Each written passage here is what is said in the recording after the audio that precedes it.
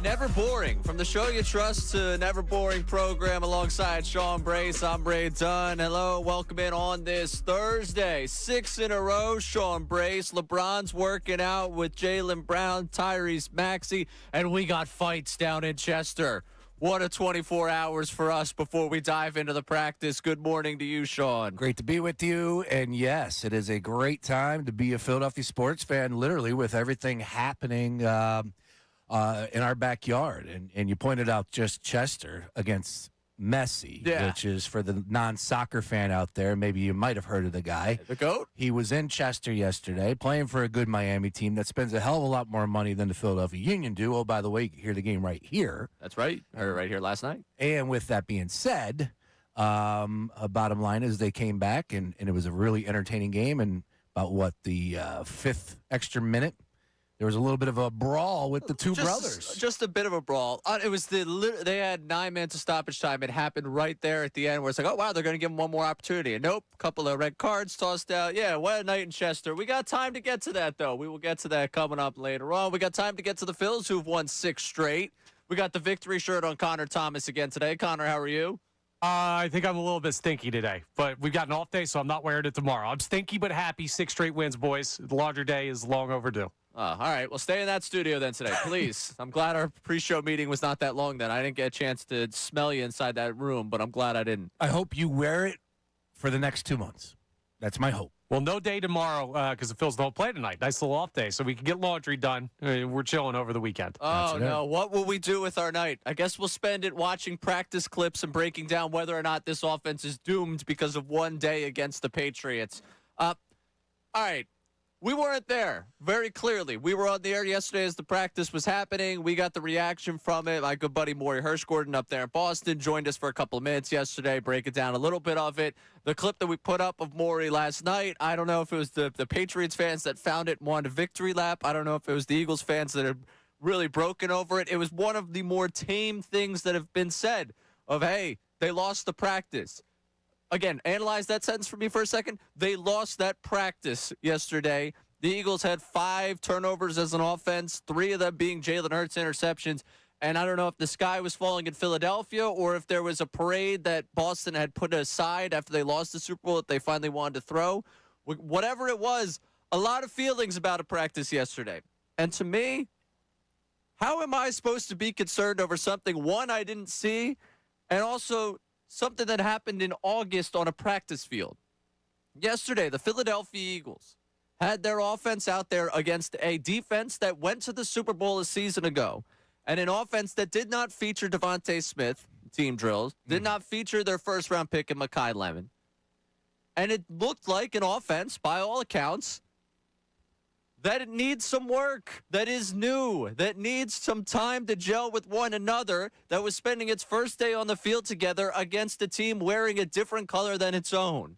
How am I supposed to be concerned today about that offense not coming together when it matters, when a month from today we'll still be just in week 2 of the NFL season? I watched this team get off to a slow start 2 years ago, win a Super Bowl. Does that mean that's the rule? No, maybe that's the exception. But for all that's been made over the last 24 hours about a practice, again, the word I'm using right there, practice that they lost. We're talking about practice. How can I be overly concerned? I'm listening to BLG, which, by the way, again, custody battle. I listened to my Sharona and Dave Zangaro at the beginning of the week. That hurt me on the drive-in of, wow, it's over. Listen to BLG this morning. Salciunas throwing out a 100% joke at him. I was like, oh, oof. You know, right in the heart there. But he's like, yeah, the loss yesterday was close. Stop. It was a close practice back and forth for the Eagles. And Jalen Hurts had some good moments yesterday. Those are things I heard in our airwaves coming in today from a guy who was actually there. Not, Birds fan 42069 on Instagram breaking down, oh, yeah, that guy can't throw. This offense is doomed. He can't throw over the middle of the field. Was that birthday, April 20th, 1969? Yeah, that's what I meant. Yeah, April 20th, 1969. That's a Birds fan. They were without their top receiver in team drills, without their first-round pick of a receiver in team drills, working on a new offense against the defense that comes from a Super Bowl team a season ago. Yeah, I don't think it's going to look like they're winning the Super Bowl on August 19th. I think we can all take a deep breath and calm down a little bit with the concerns that I saw thrown out there on my timeline for them losing a practice to the New England Patriots, Sean Brace. Yeah, as always, yes and no. Like, I don't think you can determine who won a joint practice because there's so much going on. So what if they lost? It's a practice. This is where you're supposed to get better. Well, again, you're right about that. That needs to be in bold print. That needs to be at the top. This is the place that you make mistakes. This is the place that you try different things. This is the place that you let a ball sail a little bit by, whatever it may be. Again, all you needed to see is the fact that Jahad Campbell is sprinting up the middle and could have sacked Drake May and literally took out ribs if it was an actual game where you can put score up, and that wasn't the case. So I'm not going to get caught up on who won, who lost, but I do think that there is something to be said about which players performed better than others. I think that that's a fair conversation to have, and I would say right from the jump, as far as the Eagles are concerned, the players that I want to learn the most about, I don't necessarily believe that they're going to be up there going tick for tack. And I'm going to tell you where it starts and ends with me. If you're going to tell me that the offensive line is being unleashed, and, oh, by the way, Saquon Barkley is being unleashed, oh, by the way, the full-blown offensive game plan, the strategy, everything that goes into that, if you're telling me that's what's on display yesterday and they struggled, then I can get down with the negativity and ride with you. But none of that happened. None of that happened. That's not how it plays out. So, as much as I wanted to make a big deal about the split squad scrimmage because of what the coaches and players said, I got to trust my eyes. Everything that I was able to see, albeit video clips, so on and so forth, and people that we trust, look, there were players that played better than others. A.J. Brown at the top of the list. Drake May looked great. I'm not going to deny that. But Jalen Hurts had some pretty darn good throws. Devontae was great to see him out there.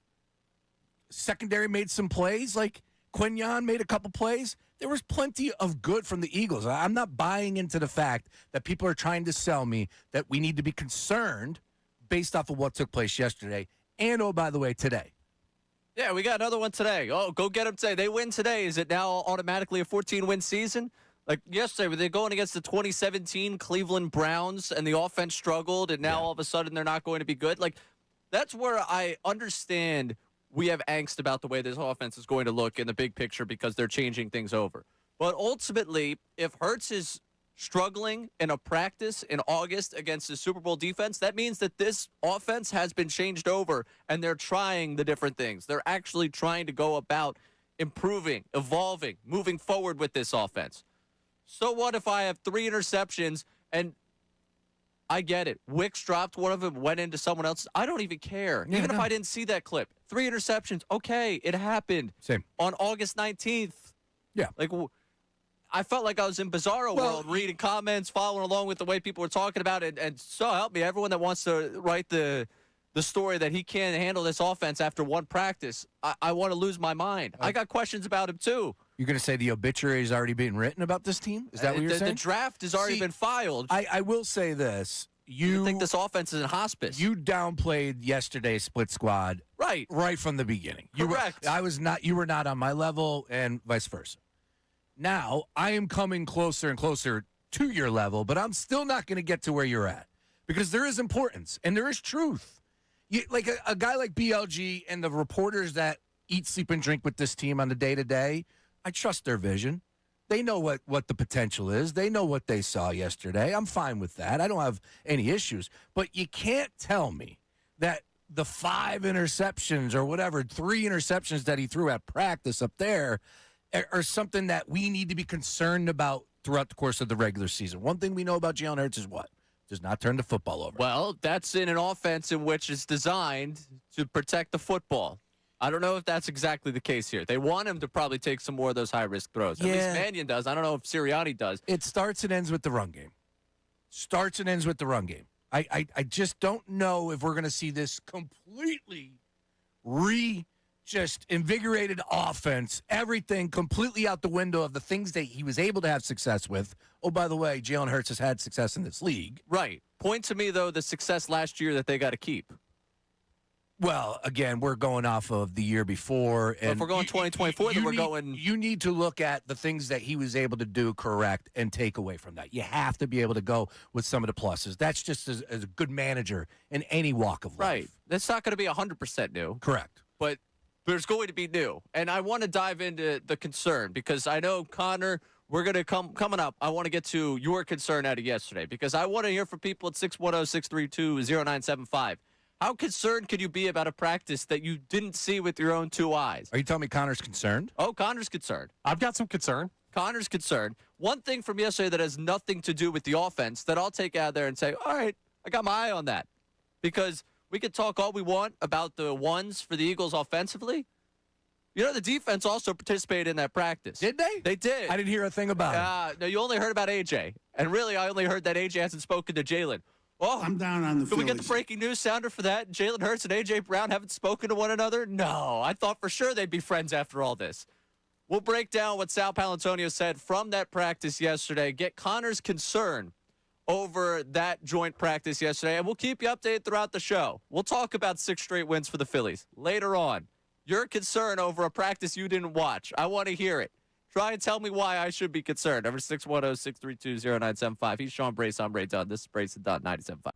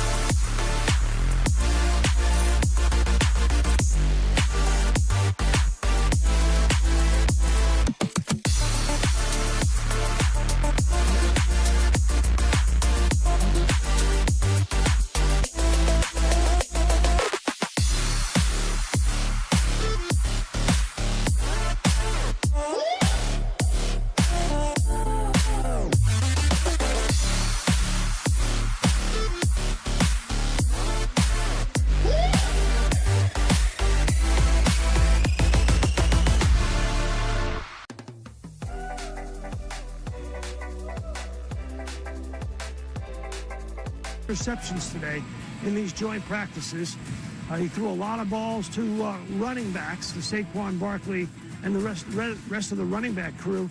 But when he had to go over the middle, he wasn't as accurate as Sean Mannion, the new offensive coordinator, wants him to be. So, to me, when you look at Saturday night's game in Baltimore and the joint practice today, this offense, the new offense under Sean Mannion, is still very much, Dan, a work in progress. Oh, no. The Red Rifle and Tanner McKee weren't able to do it against the backups for the Ravens.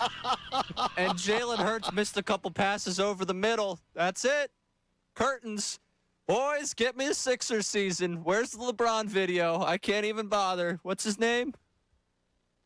His name's LeBron James. Sean Brace. Sorry, I was like, there you go. His name is LeBron James. I guess the question I would have is from the practice itself. If Jalen has a bad practice, and I'll just use that in air quotes, it works great on radio. Does that taint everything for everybody up there? Does it automatically mean that you're going to have a bad practice because the quarterback has a bad practice? I think there's something to that.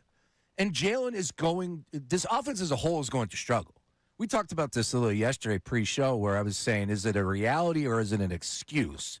And we got to come up with that list because we could already see. Let's go with it from yesterday. We could already see what's going to be said. Throw a couple at me. New everything that Sal just said. Reality. It's a new offense. Correct. And it's an offense where he's being asked to do something and do things that he hasn't been or has been reluctant to do in the past, where it's, hey, man, get on board or the train's leaving without you. You're at a pivotal year. If they're ever going to ask you to do something you haven't done or have been reluctant to do before, this would be the year to ask Jalen Hurts to do it. That's part of this new offense. Sean Mannion wants to be more accurate over the middle of the field. Fine. That works. One of those interceptions looked like it was pretty accurate over the middle of the field. Came out of Wick's hands. And I'm a Dontavian Wicks guy. I've decided that. I'm in on Wicks. We have to. Yeah. Also, new receivers, new faces, new place, new faces. There's, 3? And the guy he's Hollywood. most comfortable with hasn't been in team drills for how many weeks? 4, because the rookie, Mekhi Right. Lemon.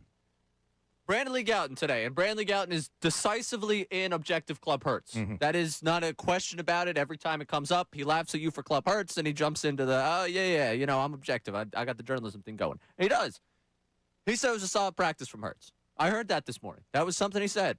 Was it his best practice summer? No, it wasn't. But it was a solid practice for it. Oh, you got this, Connor? Fire away. I wouldn't. I didn't see all 3 of the interceptions. I did see the Wicks one where it bounced off his hands. That was a perfectly fine pass, just more in the receiver than Jalen. The other ones, 2, happened in 7-on-7 as opposed to the full team 11-on-11 setting. So, is that even real football? To some extent, but, it's different, certainly, than the full team drills. And I thought he did have a lot of good throws as well. Was it his best practice of the summer? No, absolutely not. But I think the box score, again, box score, a silly phrase here. There's no actual box score. But I think the stat sheet, I'm going to call it that, looks a little bit more harsh than the reality the eye test showed. And I've always been an eye test guy. That's long been said about me. Except my eyes didn't see the practice. And that's the tough part with all this. Look, it's going to take time for this offense to calibrate itself. We know that is going to be the case, right? And I get it. We all want to believe right here, right now on August 20th that this team is special and this team will be in the Super Bowl, right? We're going to have some fun today. We're going to go back in time to 2004. 2004 was one of the best years in Eagles franchise history. I went down that rabbit hole. That team was incredible. I think it's okay to say that the Eagles aren't an incredible team at this point in time. Newsflash, you don't have to be. Right. You don't have to be. So the area of concern for me, is very limited at this point in time. We got to learn. I need to see these things play out. The issue is, Ray, we're only going to have limited time to do that. Meaning, are they playing on Saturday? No. Are they going to play in preseason game 3? No. So this is what we have to go off of. Right. This is what we have to go off of. And I can get down with Eagles fans being a little deterred by some of the news that's out there. Right, but I felt like yesterday I saw people that had the priest on call for last rites for this offense. Of all right, make sure he gets here. We need to bless this guy. He's going. It's August 19th. It's August 20th, Connor Thomas. Please. Yeah. No, I'm bring not talking. to me the concern. I'll bring you the concern. I thought you were going to say talk sense into me. No, I'm I not didn't doing need your that. sense. Do you have the priest on the line right now? I don't have the Okay, priest. all right. I don't think we're in priest territory yet. We don't need an exorcism. But I'm walking outside and I'm looking up in the sky, and it's cloudy. And my thought is, it might rain. That's where we're at with level of concern. It's not Chicken Little. It's just, hey, it may rain. The sky is not falling. We might get hit with a light drizzle here, and I'm considering whether or not to bring an umbrella to bring it back to the Eagles. What I'm hearing is that they've struggled a little bit in the finer points of a new offense. and they're not going to play in the preseason. They're not. This is the biggest. This joint practice today and yesterday, the biggest indicator of what we're going to see week 1.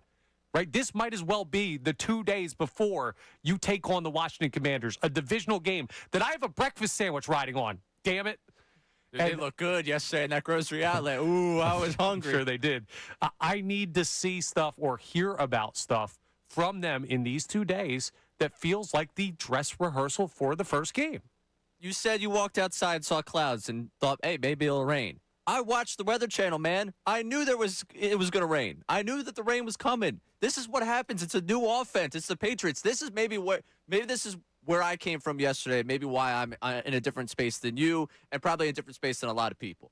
You had the Sean Braces of the world who came in looking to get revenge on A.J. Brown. Yeah, that's true. And what they wanted was Jalen Hurts to be posing for the picture like, oh, look what you're missing out on, A.J. Look what's over here. You're missing out on this Jalen Hurts guy. And you said I was a diva. You wanted to flex on A.J. Brown a little bit with what would happen yesterday. A little bit? A lot of it. And But I was trying to give you a little more credit. And there. I got egg on my face. A little bit. But then that frustrates you even more, but carry on. But that's exactly it. Fans get upset because it was supposed to be this nice showing of, oh, look what we got. No. Look what we got. No. What it was is that it's clear A.J. Brown, Oh, he's got a lot left in the tank. on that, putting that to the side, just on that first throw against Quenyon Mitchell, that was the most he's busted it for a route in the last 2 seasons.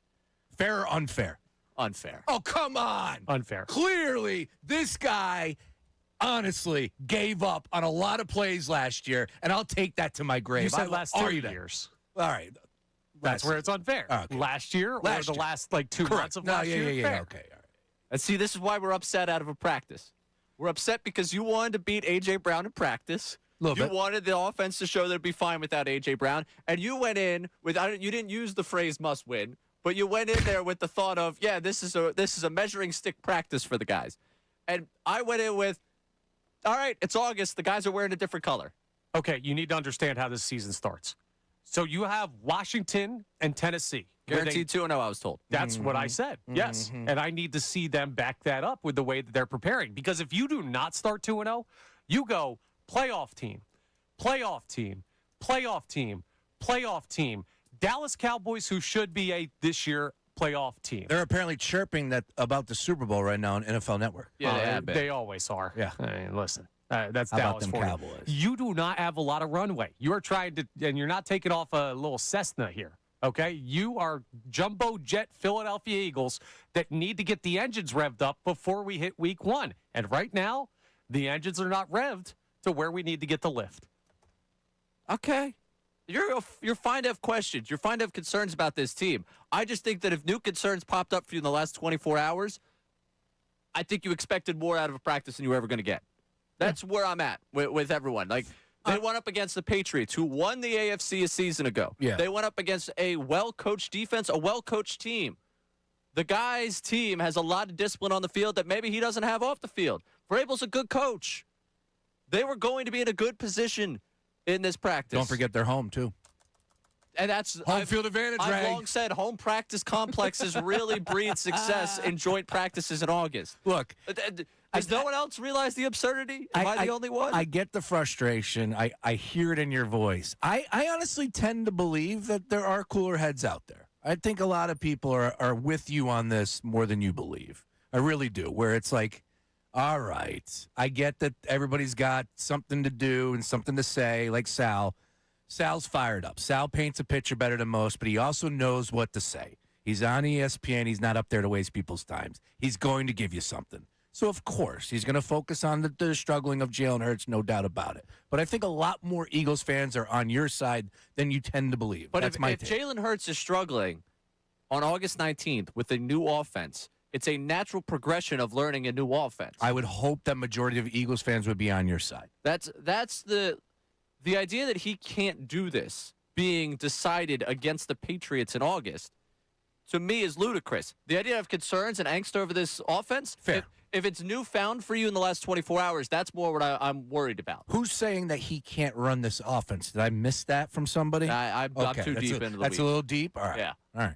I'm just saying, like, if you have newfound concerns over this team over the last 24 hours, That's more what I'm curious about. I did get text messages though, this morning. Apparently, the morning show was no longer objective. I'm hearing they are like Objective Club Hertz got shut down, is what I heard. Well, Brandley Gowton was a part of Objective Club Hertz. I heard that at the 8 o'clock hour. Okay.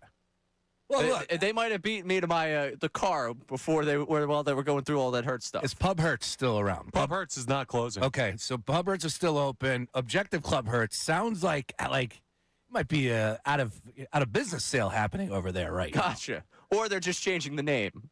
now. I don't know. Dude, this guy stinks. We need the people that were sending in those texts this morning. We need to hear from them on where exactly they were this morning, because they must have got that in the 7 o'clock hour before I hopped in the car at a nice 8:05 this morning. Because I got all the BLG today. That was a great ride in. Good conversation with him. As it always is. Yeah. And I respect and trust the people that have been there all summer long, plus years and past. Like, they understand what they're seeing. But I think a lot more people are on your side, Ray, where it's like, there's going to be some hiccups. We're going to have some speed bumps. And, oh, by the way, this is the time to do it. And do you want me to be more concerned today? Should I be feeling more concerned? Because That's a great question for Connor. And I think it's a great question for people out there at 610-632-0975. You didn't see it with the two eyes. Unless you traveled up there. If you were up there, I'd love to hear from you at 610-632-0975 anyways. I like that. But call, text, and voice memos, Davis Honda text line, 610-632-0975. If you feel like there should be more concern today, I just want to know why. Because I think finding new concerns about this team over the last 24 hours based on what happened for 3 hours in Foxborough is short-sighted.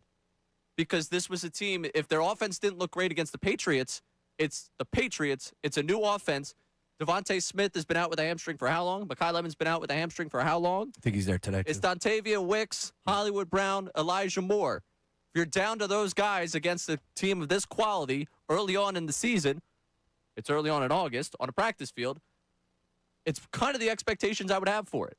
Connor, you heard him. Your Yeah. rebuttal. I don't think concern is the word that I'm feeling today. Okay. Right? I know that's the big word that we're using, and I do think there are some people who have that. That's unfounded. I think you need more of a sense of urgency, Ray. I think you need to realize how close we are to this season starting with the future of your franchise quarterback on the line, with the future of your head coach potentially on the line. Like, there's a lot of stuff. Is he trying to fire Sirianni? Trust me, after week one, if the offense looks good, he's fired. If the offense looks bad, he's fired. Well, he's trying to fire him in August? I'm not trying to fire anybody. This is Okay. not me. I'm saying what the city's going to do. You're the head coach of the Philadelphia Eagles. You are on the hot seat. There's no cold seat in that building. You're right. Except for maybe Howie Roseman's. Big Dom, too. Yeah. Oh, yeah.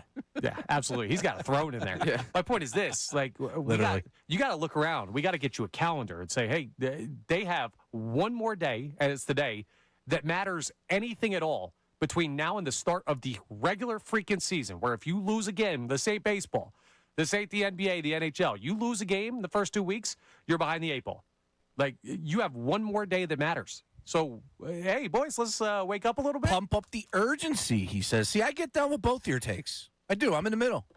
I'm over here in the middle. I'm riding the fence. I can appreciate the sense of urgency, but I'm more so. I'm like 60% over here. No, it's all right. Like, You go get urgent. You guys all be urgent. When you guys, all right? when you're chipping around the green, you're supposed to have about 55%, 60% on the front leg right Yep. here. That's Yep. where I'm at right now.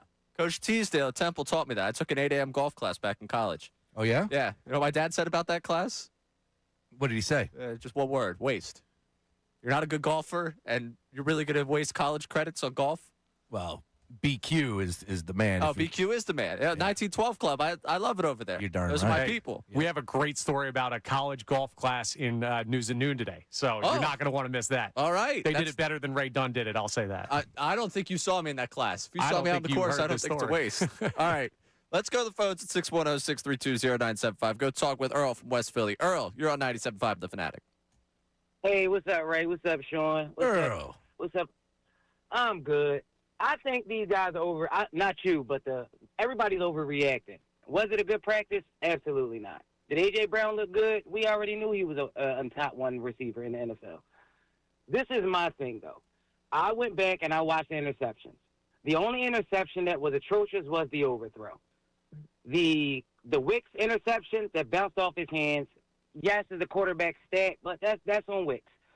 Thirdly, the one where it was going down the right sideline and Jalen Hurts threw it, that guy had 1 foot in. If you look at the video, the Patriots coaching staff was saying he was out. So I don't know where these 3 interceptions are coming from. So all naturality is 1. It's just 1 because the other 2 is 7-on-7 anyway. That's not football. And then everybody's reacting on how A.J. Brown caught 5 passes on 6 or 7 targets. That's cool. Volume is what he's expecting. That's why he left Philadelphia, because he wants the volume. And I get that. But my thing is, we watch preseason, and everybody here who the Eagles fan can attest to this. We have heard multiple things about how Mannion offense has a lot of moving parts, a lot of things. We did not see that in preseason. So that's not the offense we're running. That is a vanilla offense that you saw. Very the true. redhead and Tanner McKee could not get going. That's fine. The And redhead. then the offensive line- Earl, come on. No need to go after the redheads here. Come on. He's got a name. Oh, no. Ray, you know you're my guy, Ray. It's not that. You called him that earlier in the show. That's the only reason why I said it. It was something along those lines you said about him. I He's don't the think Red he's that Rocket. good anyway in this. Red Rifle, Red man. Rocket, there you go. Sorry. Stop calling him Red that. Rifle. Okay, I apologize. Well, the Red Rifle was not rifled into me. No. All right, and I apologize, Ray. You know you're my guy. No, Nothing against Earl, I Ray. got you. We playing. And another thing is, like, I just feel as though, like, we're going against a defense that was in the Super Bowl, who didn't lose a lot but gained more. So that right there is going to not work for us in our favor when you don't have It's a new the only offense. person- It's a Super Bowl caliber defense from a season ago. Earl, I got you with it. Like, Earl's kind of in my line of thinking He here, where is. the line of panic is not there. You know, Earl, you're my guy too. Throwing out the redhead thing there hurt a little bit. There's not a lot of redheaded quarterbacks out there, all right? And some of them got to succeed. You know, I was big on Carson Wentz. Ginger Jesus didn't work out for me. You know, Andy Dalton's been around the league for what, 15 years now? He's the only real representation for redhead quarterbacks we got out there. And Is now that he's- the key to longevity in the league? When you stink, just make sure you have red hair. no, What color is it's- Chase Daniels' hair? Yeah, that's No. He We don't should claim be him. the guy. We don't claim him. We don't claim Chase Daniel. Even though if he's trying to do this hero turn on Jalen Hurts, I'm in on it. Earl pointed out there about the volume of targets that A.J. Brown got yesterday. Sal Powell did also talk about how A.J. Brown was the best receiver on the field. I don't think that's a surprise to anyone that he was the best receiver on the field. I know, like, he was tremendous, and I think there is a scorned lover aspect to this city of, like, you just want him to not be good or want to believe that he's over the hill, because that was a take that was out there for a lot of people. Oh, he's lost a step. Maybe he's lost half a step, but he was still going to be a productive receiver this season. It wasn't going to be all of a sudden A.J. Brown turns into give me fill-in-the-blank batter, like J.J. Arcega-Whiteside. Like, not all of a sudden is that drop-off coming for you, where it's like, oh, yeah, A.J. Brown's no longer a good receiver in this league. If you just looked on paper of the guys who are participating in that practice, or even on the rosters of the two teams out there, A.J. Brown's the best receiver on paper. It showed up on the field. That's not to be unexpected yesterday. The one thing I will say that came out of yesterday that caught my eye, if we want to start talking questions and things that you could take away from a joint practice, this Eagles secondary against Drake May. Drake May was 21 and 25, according to those keeping numbers out there. Yeah, ball didn't hit the ground much. Good quarterback. Tyreek Woolen, I was reading in The Athletic. Zach Berman and Brooks Cabina put together the notebook from yesterday. Tyreek Woolen was apparently targeted quite a bit. A.J. Brown had success against Woolen. As they Woolen was should. available for a reason. Yeah. If I have to put trust in that secondary, Quinyon Mitchell, trust. Cooper DeJean, trust. Safety room, no trust. Reek Woolen was earning my trust. You know, he was OTAs. Man, this guy's massive. Big body. A big body. But for the last couple of weeks, what's he been going against? He wasn't all that great with the Seahawks down the stretch, too. There's a reason he was available. That's correct. But how much were we going to see him out there? We don't know.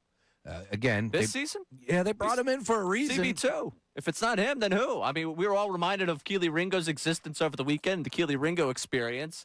Ja'Cory Bennett went down in that game. Like, there's other guys here, but Reek Woolen was brought in as hey, we need you to be the guy opposite him. Are we calling for a Dory Jackson again? We are in the working it out part of the season, right? Again, this comes back to the practice. I understand what it says on paper. I know what everybody was brought in here, and especially when you get the contract and the money, I think that plays into playing time, but we need to see how this plays out. I'm not ready to give anybody a position other than the all-pros on the team. Let's just put it that way. But we understand what the expectations were, and that's where it starts with me. When the success of this team It's on two things. And I get it. People are going to be like, wait, you're not going to list the quarterback? No. It starts with running the football and then, of course, defense. This defense, for my money, will be one of the better defenses in the league, top to bottom. It should be. Now, the issue is Grenard. Grenard, yeah, on paper, exactly. Everything is on paper right now. That's all I can do. Grenard is a huge loss. If he's not in there, again, where are the sacks coming from? I could buy into the hype coming out of the Jeff. I understand that.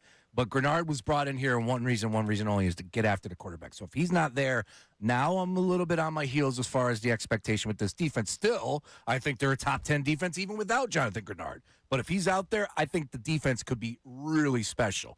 But the run game, and I know we got some good cuts from Lane talking about Saquon that we'll get into, it starts and ends there, and you're not going to get that from practice. You're just not. They're not going to worry about having offensive linemen button heads with defensive linemen in this day and age, especially whether it's split squad or preseason. You're just going to skip that altogether. And they should. I mean, for crying out loud, preseason game 1, did any of the starting 5 show up in that game? No. Are they going to go in game 2? No. Probably not. So, like, it's practice. AI. We talking about practice. We talking about practice. I would rather us have a little bit more energy towards the A.J. Brown angle, the frustration, more on that than anything if we're going to make a big deal about practice. So wait. What being upset? The fact that he's putting in effort in his new place? He quiet quit. He didn't like the company he was at. It was over. Quiet quit. He did. You millennials, Gen Zers, whatever the Don't hell put you that are. on me. Listen, That's what his he's generation. Own up. Oh, stop Step it. into the boss's office and say, this is what. Yeah, that's a big If deal. we're at the same bar on a Friday night, you can't same generation me. I You act also like a probably child. can't same generation me because you might be 45 going on 25. I'm split. No. I'm a weird mix. No. But whatever. Yeah, anyways, I'm a You millennial. send me more on the timeline that would be generated for my age than I would send to you. Give me a 20 on this, though, real quick, because the thing that bothers me the most, and I don't know if Eagles fans care anymore, or I'm in a boat by myself, or you know what, we're packed up, like the Mayflower coming over. Is the Mayflower? That was the Thanksgiving. What was That was the Pilgrims. What was Columbus? Nina Pinta Santa Maria. Boom! I could have had that, Connor. I had that. But you Anyways, waited. we're packed up. We're packed up. If you're going to join me on this, we still don't know why he wanted out. We still Yes, don't. we No, do. he never answered, Ray. He hasn't spoken to Jalen Hurts since he got traded. I need to know, when you have that type of success, those numbers, what exactly bothered you the most? And frustration for me, nobody point blank asked that question. They tiptoe around it. All right, you AJ, want me to do it for you? AJ, you had unbelievable years back to back to back. You had team success, and oh, by the way, over 1,000 yards. You got Ray Dunne, so you're the greatest receiver in Eagles franchise history. Why did you want out? We I still don't haven't believe got that the answer. quarterback could get me what I want. Buy A.J. Brown for the Players Tribune. Do you want that? Do you want that? You want Yes. to write that? Yes. Okay, sounds good. When that happens, we'll throw a parade. We'll pop champagne in here. Why am I alone on that? Because I think we've all accepted the reality of why he wanted out. I've accepted it, but if you're a man, step up and say that. He didn't talk to the media how many times after games? Right. Is he ever gonna? Are we ever gonna get it from him? They said I was a diva. Very fair. When people show you who they are, Sean Brace, Yeah. they accept it and move on. You're right about that. I want to get you to that point. Come on, you mentioned the running game. Lane Johnson talked about Saquon Barkley, this running game. We'll get into that. And if you're angry like Sean Brace and A.J. Brown, sure, today's a great day to open that can of worms. Sound off for us. Sure, it's 610-632-0975. This is Brace and Dunne, 97.5.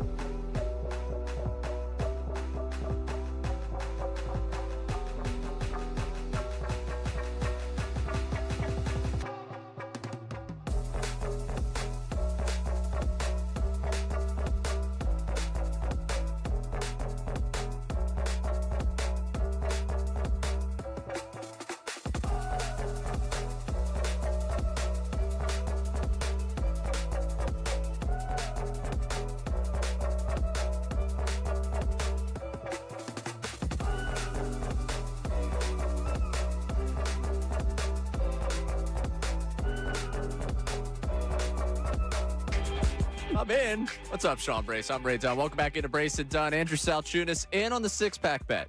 If you missed it yesterday, Sean Brace believes that at the end of this Disney movie, this week of football up in Foxborough, there's going to be a very emotional moment on the field where Jalen Hurts comes from one sideline, A.J. Brown comes from another sideline, and despite their differences, they dap up.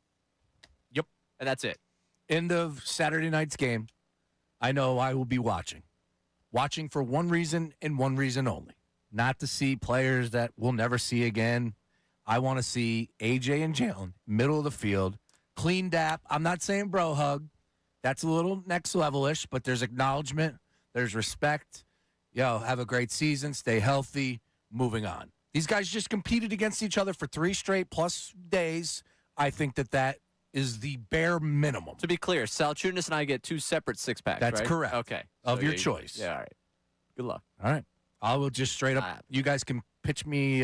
Connor, if you want in, let's go. I could do a case. We've already got our own separate right. bet on the first 2 weeks. There's- I don't do preseason bets. Those games don't matter. There's acknowledgement. Well, we got 2 games tonight. I don't bet Practice on the is what matters. I don't bet on the preseason or the practice. I bet on the dap-ups. That's what I'm betting on. The real emotional moments.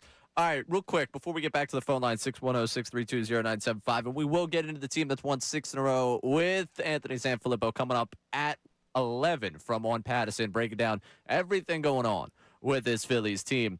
I want to hear from Lane on the running game and specifically what he's seen from Saquon Barkley. He was asked yesterday about the success of Saquon. Here's what he had to say. He's been doing really well. Like I said, these landmarks here in the run game are wider. It stretches the defense out, so he's got a lot more room to make some moves, stretching from sideline to sideline. So, he made a lot of big plays. We had some good plays in the screen game today. He's performing well. And it was interesting to watch the clips that came out of just how much space he had. I know, one of the accounts that was up there was tweeting like, oh, look at the holes that are opening up for Saquon Barkley. If they find this marriage between the passing game and the running game, we've talked a lot about the passing game and the benefit it could be there. But for the running game, opening up more to allow Saquon to be Saquon, you give him a little bit of space. Problem for him last year, the problem for this offense outside of what was for passing was he was getting hit in the backfield. If they have a healthy offensive line and they also have an offensive line where Lane sound very excited about this, Jordan Mailata sound very excited about this, whatever it is new they're doing, sorry to not go too football guy on you. If they give enough space for Saquon to actually get downhill without his team, they need those explosive plays that just weren't there a season ago in the running game, not just in the passing. Understood. Also, reality or excuse, mark it down, new offensive line coach. It's reality. Reality. It's not an excuse. This is a whole new scheme. Again, that goes into the equation of the offensive style with Mannion, so on and so forth. But this is something that they're going to deal with. But I don't think anybody is going to sit here and deny that if this team is healthy, if the offensive line is healthy, this is easily one of the best in the league. Now, it's a big if because we know what type of injuries we're up against. Lane, a little bit long in the tooth, so on and so forth. But I love to hear that from Lane. And, just don't forget about Saquon. I'm looking at you. I know you don't. But let's. Wait, who? Yeah. Let's not move off of Saquon, who's entering, I think, year 9, who probably could be potentially, would it surprise you, top 3 running back after it's all said and done this year? Gibbs, Bijan. Yeah, sure. In. Sign me up. Yeah. Right I'm behind in. there. Yep. Derrick Henry. Yeah, McCaffrey's getting tighter by the day. He's probably not in there. He's actually holding out from what I'm reading. No, I kid. He is. they're keeping him out because it's practice, but there are people wondering if it's contract issues. Man, to be in San Francisco right now, that 49ers camp, this is like the most intriguing 2 days of Eagles camp. For San Francisco, it starts with the Shanahan news, where you're trying to figure out what's going on with your head coach. Now McCaffrey, it's a wild world out there. And out by west. the way, that electrical power plant. The substation, man. The substation, Yeah. which literally they're going to have to move because of every comment after anything that they do revolves around that. Correct. Yeah. Yeah, it'd be safer to practice on Alcatraz than it is to practice next to that thing. It's wild what they're doing out there. That would honestly, like, your commute to work would be quite interesting. You know, you take the boat over to Alcatraz. That could be good team building. Yeah, a little team ferry. Yeah. No team's ever gone on a boat together and had something bad happen because of it.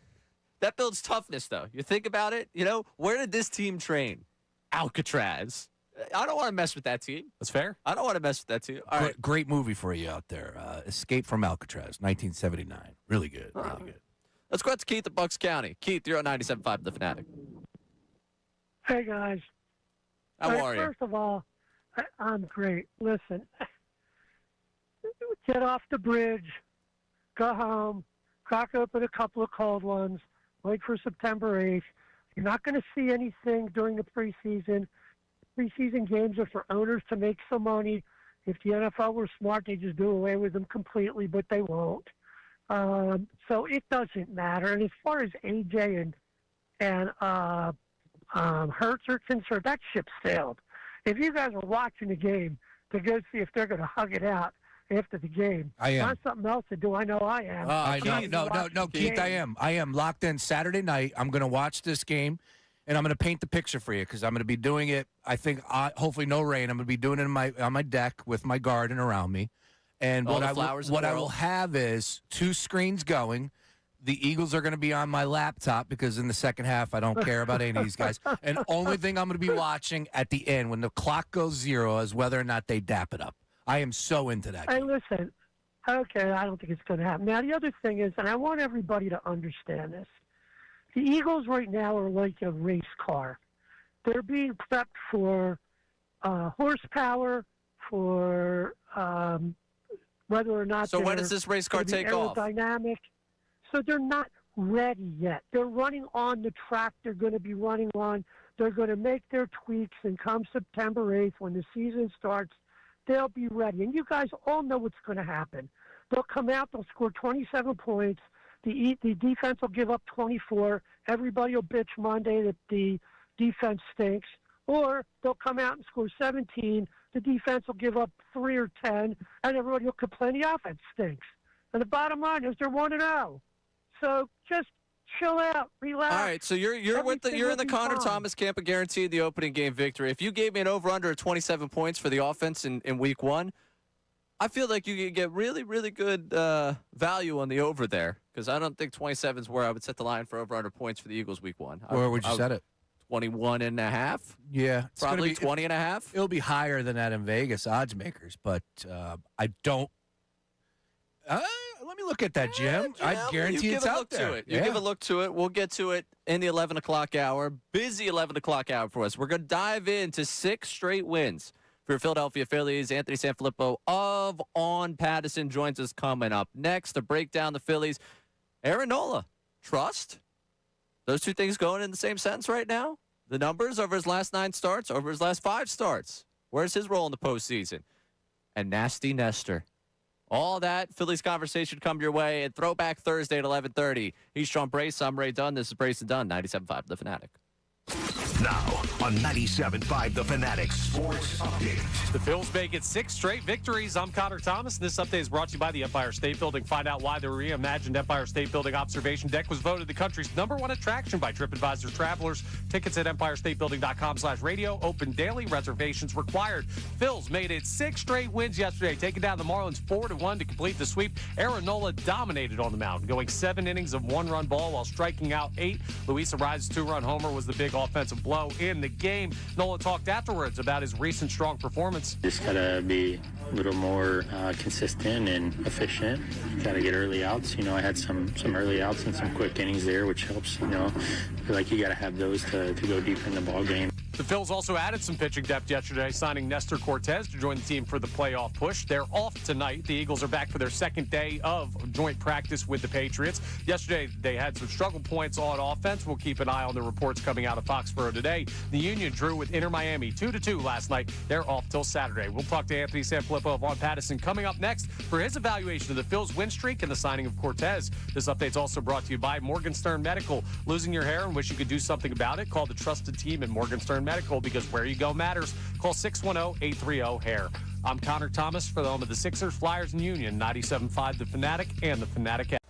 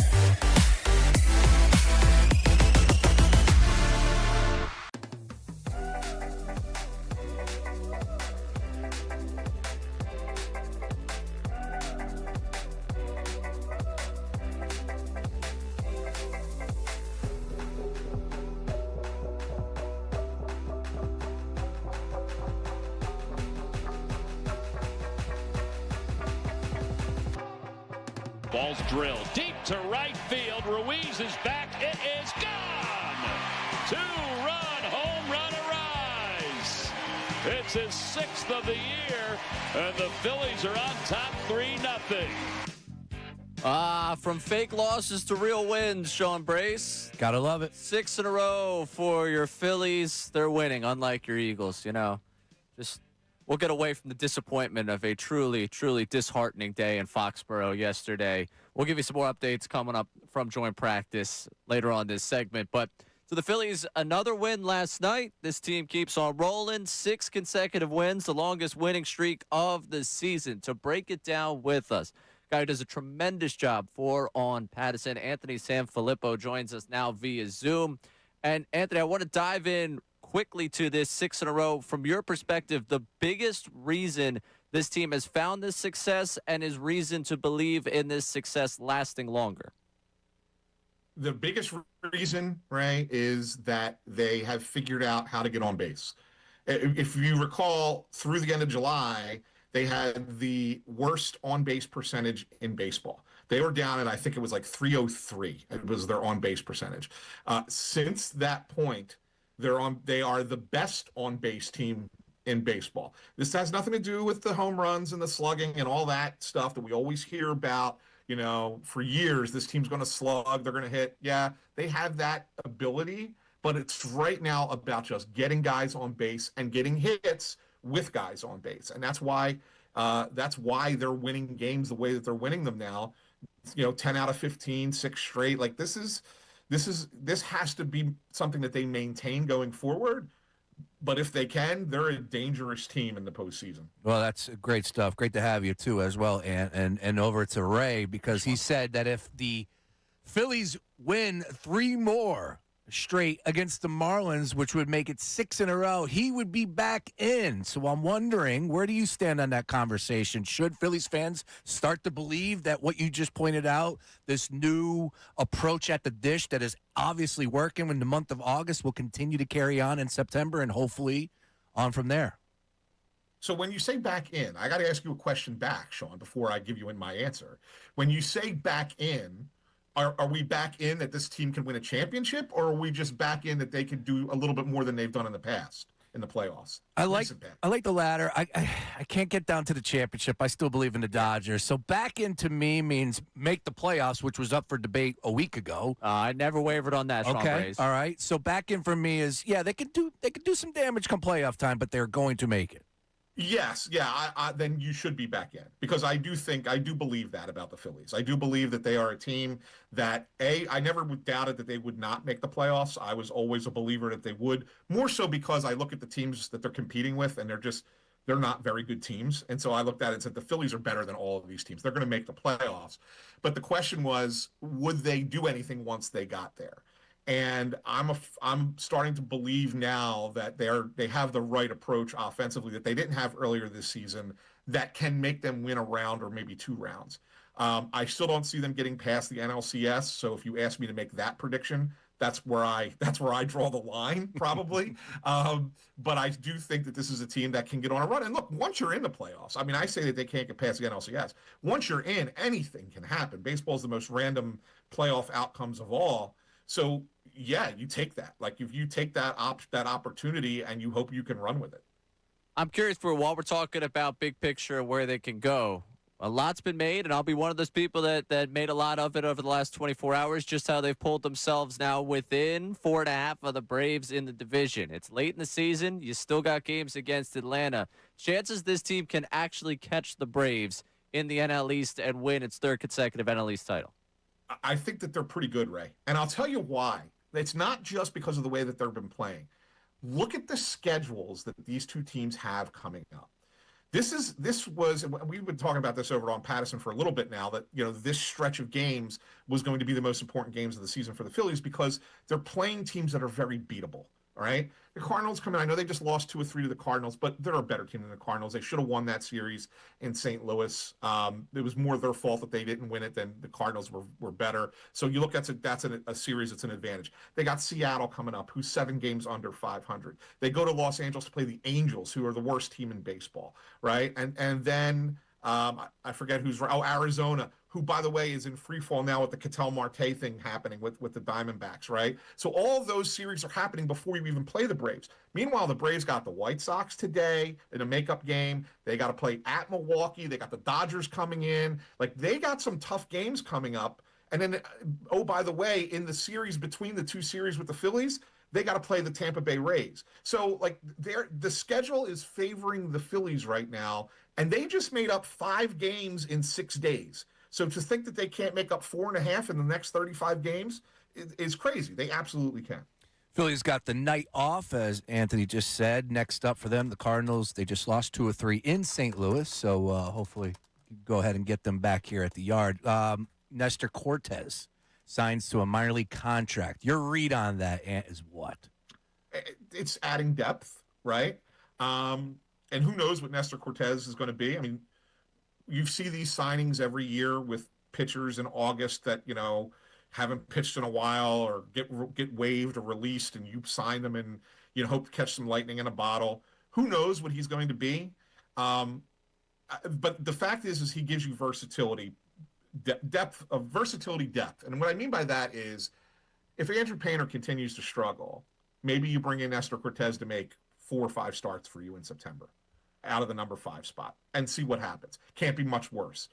If Painter gets back on track, which he was for a few starts before the last one in Minnesota, maybe he becomes a left-handed arm out of the bullpen who can go multiple innings for you. Maybe he's a piggyback option in the playoffs. I know Aaron Nola's pitched a lot better lately, but maybe you only want to go 4 innings with Nola in the playoffs, and then you can go 2 or 3 with Nestor Cortez and go right-handed, left-handed, and force the opposition to try and match up, right, and get into their bench early. So, like, there's options that he provides, but he's got to show that he can pitch first. We don't know if he can. He was fine through 24. He was terrible last year before he got hurt, and he hasn't pitched in over a year. So there's a lot of ifs with him, but it's worth taking a shot. You mentioned Aaron Nola there. We're talking to Anthony Sanfilippo of On Patterson right now about the Phillies' 6-game winning streak, and we saw what he was last night. We've seen what he's been since the start of July. He's got a 3.63 ERA, and there could be a conversation about, in a wild card series, his spot on a roster. But ultimately, for you, a postseason leash for Aaron Nola, a postseason role for Aaron Nola looks like what? Well, I think that he has proven that it's a little bit more than it was last year. If you remember, it was 10 batters last year, right? It was 2 innings, 10 batters, and that was it. And then they pulled him out. I think you probably can go a little bit longer with him this year if he has to make a start. That's why I said maybe 4 innings. If he's rolling, if he's going really well, maybe you push it to 5, but you probably don't risk going beyond that.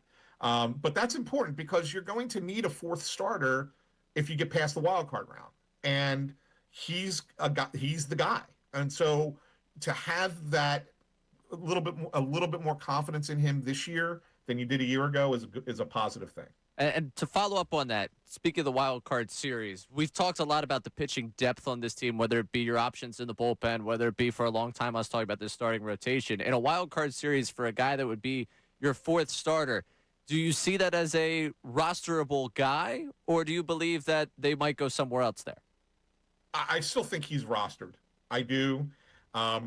He probably in that series would be, break glass in case of emergency guy, right? Like you're either up by a lot or down by a lot, and you don't want to burn the bullpen. Hey, throw Nola out there for 3 innings or whatever the case might be, which is fine. You need guys like that on a playoff roster, but you probably aren't going to him in that series in the first 3 games.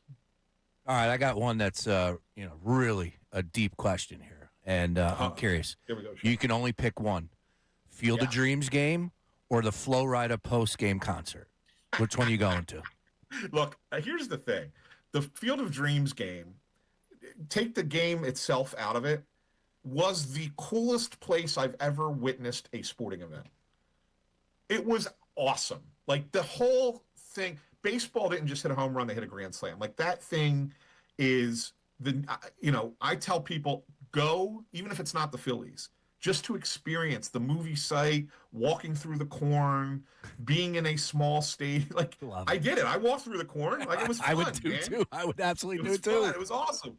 And then being in a small stadium, and the best part about it, guys, you're in that small stadium, only 7,100 people, and they don't have the all the pomp and circumstance between pitches. So no music playing, no ramping up the crowd. You can hear baseball as you're watching baseball. And I think that that's a lost art in the sport. Like, it's nice to hear the ball hit the glove. It's nice to hear the guy on the on-deck circle drop the weight and hit the on-deck circle. It's nice to hear the guys chirping from the dugout, right? Like, those things are cool. That's part of the experience that has been lost in recent years. But Flow Ride, that's my counter to that, you know? Yeah. Did you stick around? Were you there on Tuesday night? No, I wasn't there for that game. Unfortunately, I had a conflict. I couldn't be there for it. But I'll be honest with you, we probably would not have stayed, and the reason is because it's an opportunity for us to get the hell out. Yeah. Hey, right? Tim told us he stayed. Tim did stay. Yeah, Tim Kelly. Well, that's Tim. Tim's more about the music than the baseball. But great. I will say this. Every time that there's a post-game something going on, whether it's fireworks or concert, there is an agreement amongst the media. We call it no heroes. So that means like nobody's asking like tough, hard questions, so we can get the heck out before everybody else is done, right? So we can work from home. Last one for you here from me. Not necessarily a tough question, but something that's definitely been kicked around inside of that clubhouse. The meeting they had ahead of Minnesota. You know, the discussion about their approach at the plate, being aggressive within your plan. What have the guys told you specifically, or what have you heard specifically about how that's helped them at the plate? And who should we be lining up credit for inside of that clubhouse for really getting this team on the same page hitting-wise over the last 6 games? Yeah, so first of all, I think that there's been a little bit of misinformation that's kind of floated out. I don't know where it came from, but that meeting actually took place back in July. Oh. Yeah, it goes back to Mattingly wasn't sure the exact day, but he said it was like the week of the 20th, somewhere between the 20th and the 25th. And so it was the hitting coaches that called the meeting. And it's not like they haven't said these things before, right? It's not like they haven't told these players these things before. I think, though, when you looked at, hey, listen, we are the worst on-base team in baseball. Something's got to change if we want to get to where we got to go. And it really became more stark. I think the players started to buy into that a little bit. Then you add Luis Arraez, who is one of the best on-base, well, not on-base, but contact hitters in the sport, leads the National League in hitting. And you put him behind Bryce Harper, and I think that that's the key to this, guys. Bryce Harper has changed everything once Arraez arrived. And in the last 15 games with Arraez here, Bryce Harper's on-base percentage is .529. .529. That's the difference. If Bryce is getting on base and Bryce is willing to be a pass-the-bat kind of guy, then everybody's willing to be a pass-the-bat kind of guy. And I think that makes a difference. Totally agree. And hopefully this continues to roll on. I know it's a heck of a lot better covering a winning baseball team and more rewarding experience for all of us. And I want to get you out of here on this one because we're going to stumble in to a little bit Throwback Thursday. I want to take you 22 years ago to the day. This wasn't a playoff game. It wasn't a Super Bowl. It was a preseason game, and T.O. caught the first pass from the line of scrimmage and took it 81 yards to the house. And for my money, one of the biggest pops in Philadelphia sports history. So I'm curious, what was the biggest pop in Philadelphia sports that you witnessed yourself? Wow, that's a great one. That's a tough call. Biggest pop in Philadelphia that I witnessed personally? Yes, sir. Got to remember, I was a hockey guy for so long. Oh, go there. So, we do pucks and sticks on this program. So, man, that's crazy. It's funny because it didn't end up meaning much for the Flyers in the long run, but I will tell you, Peter Forsberg, when he first got here, that first game he played, I believe it was either 3 or 4 points that he had in that first game, and it was that line, he was setting up Gagne and Knubel, and we were all sitting there like, this team's going to go far. They added the Darian Hatchers of the world in the offseason and Mike Rathjes. We're like, this team's going far. Oh, my God, they got the best player in the world, and now they're going to be a Stanley Cup contender. And, of course, they end up getting bounced in the first round by Buffalo. So, but at the very beginning of the season, that hit hard. That was the one for the first time here that hit. He was a hell of a player with the Avs, and yeah, I'm right there with you. I thought that the Cup was going to finally come to Philadelphia with him, but great answer. And oh, by the way, 1-1 scoreboard. Yeah, we'll get to the good question hunting in a second there. Thank you, Anthony. We appreciate Anthony Sanfilippo hanging out with us from on Patterson, talking about the Phillies. Talk to him again soon. Yeah, all right. Conrad, you gave the same look that I gave. All right, yeah. What? You get a great one. That was a great question. Was it really a question to the guests, though? You guys are killing me. We're going to give it to you. We're obviously going to give it to you. You're darn. And he gave me a great, so I'm up 2-1, as a matter of fact, it feels like. Yeah. Felt like a little bit of pandering there. Right. Yeah. Do you have the Ant Sand tattoo like Bryce does with the Fanatic? Yeah. That's all right. What? It's all right. Quickly on this, though, because he did say that there was some misreporting on that. I stumbled into that as well, that this was, first of all, they have a hitting. You might not believe this, guys. Oh, they got multiple. They have hitting meetings before every series. Yes. Okay, so they're getting paid to do a job. They do that. So there was a little bit of like, this just happened. But from what I understand, and I'm not here to overstep, and I mean, he covers the team on a daily basis, it was a little bit more in depth, and people voiced their opinion a little bit more before the Minnesota series. That's all. Gotcha. Yeah. Yeah. Well, they had time to kill. They were on the road in Iowa, which he painted an unbelievable picture. Yeah. That's something it didn't register for me.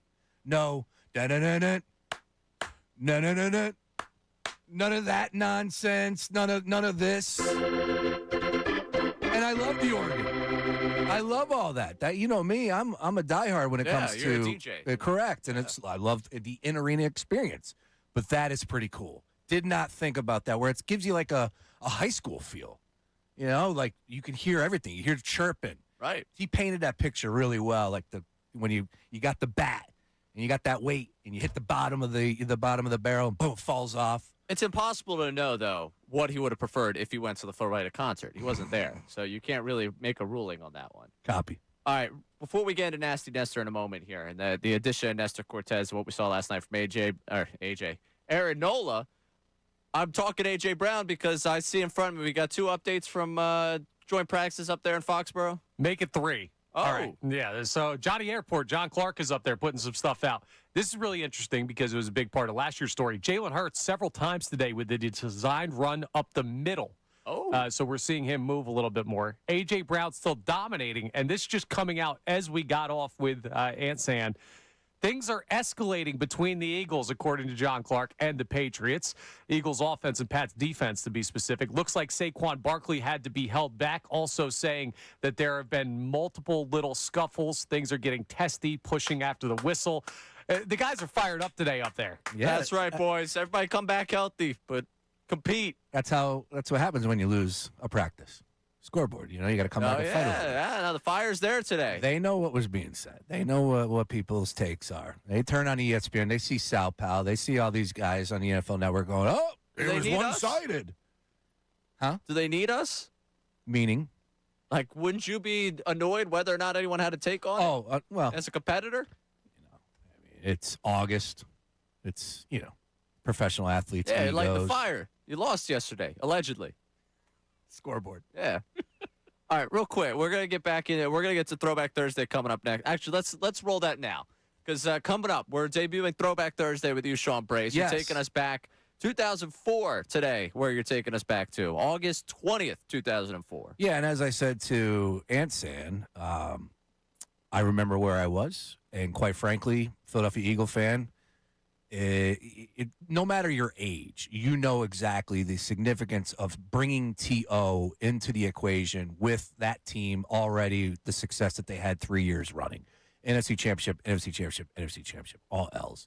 And then here you have one of, if not the best wide receiver in the game, all of a sudden become available because of some stupid situation that took place in Baltimore. Well, in comes Joe Banner, Jeffrey Lurie, and Andy Reid. And they get T.O. in March. And Lehigh Valley is absolutely insane. The expectations, everybody's going over the top that they're going to finally get the Super Bowl championship that they have not been able to deliver.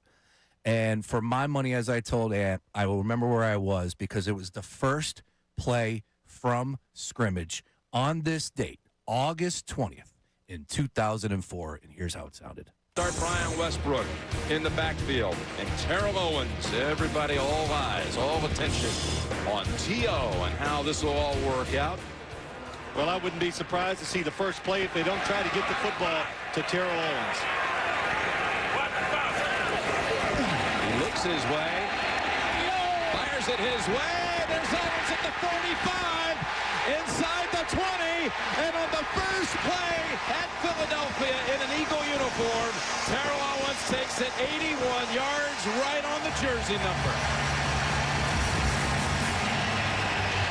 Now, let me remind you that was 2004, not 1964, although the audio would suggest. Yeah. But, guys, I think it's an awesome question. And, again, I did not pander to him. The biggest pop. It's one of, if not the biggest pop that I have ever experienced. Now, I asked if he was there. That kind of changed the game. He covers these sports. He's always at there. But for me, I remember right where I was. My boys were going absolutely berserk. Everybody thought that the Super Bowl was absolutely coming that year because of that one play right there. Unbelievable. Absolutely. So Ray, you're do going you to take us remember through where that you were? Yeah, I was probably at home, given that I didn't have much freedom in 2004. You guys weren't at the garage yet? No. Okay. No, I might have been in the garage, but in my parents' garage. So sitting. Actually 7 years old, yeah. With that, these are the things that I love. We're going to take a trip down memory lane, 2004, as I did today with all of T.O.'s. I got top 5 T.O. touchdowns and then some from 2004 in the season that it was. Unbelievable. All right, so that's coming your way next. Throwback Thursday with Sean Brace, taking you back August 20th, 2004, the date Terrell Owens debuted with your Philadelphia Eagles in the preseason. The top 5 moments of that season coming your way next. Plus, we will get back into a little Phillies conversation, bottom of the or top, technically top. I always say bottom of the hour. You know what I mean? Later in the hour. We're going to get back to that. Don Mattingly on a number of things. That's all coming your way still in this 11 o'clock hour. He's Sean Brace. I'm Ray Dunne. Brace and Dunne, 97.5, The Fanatic.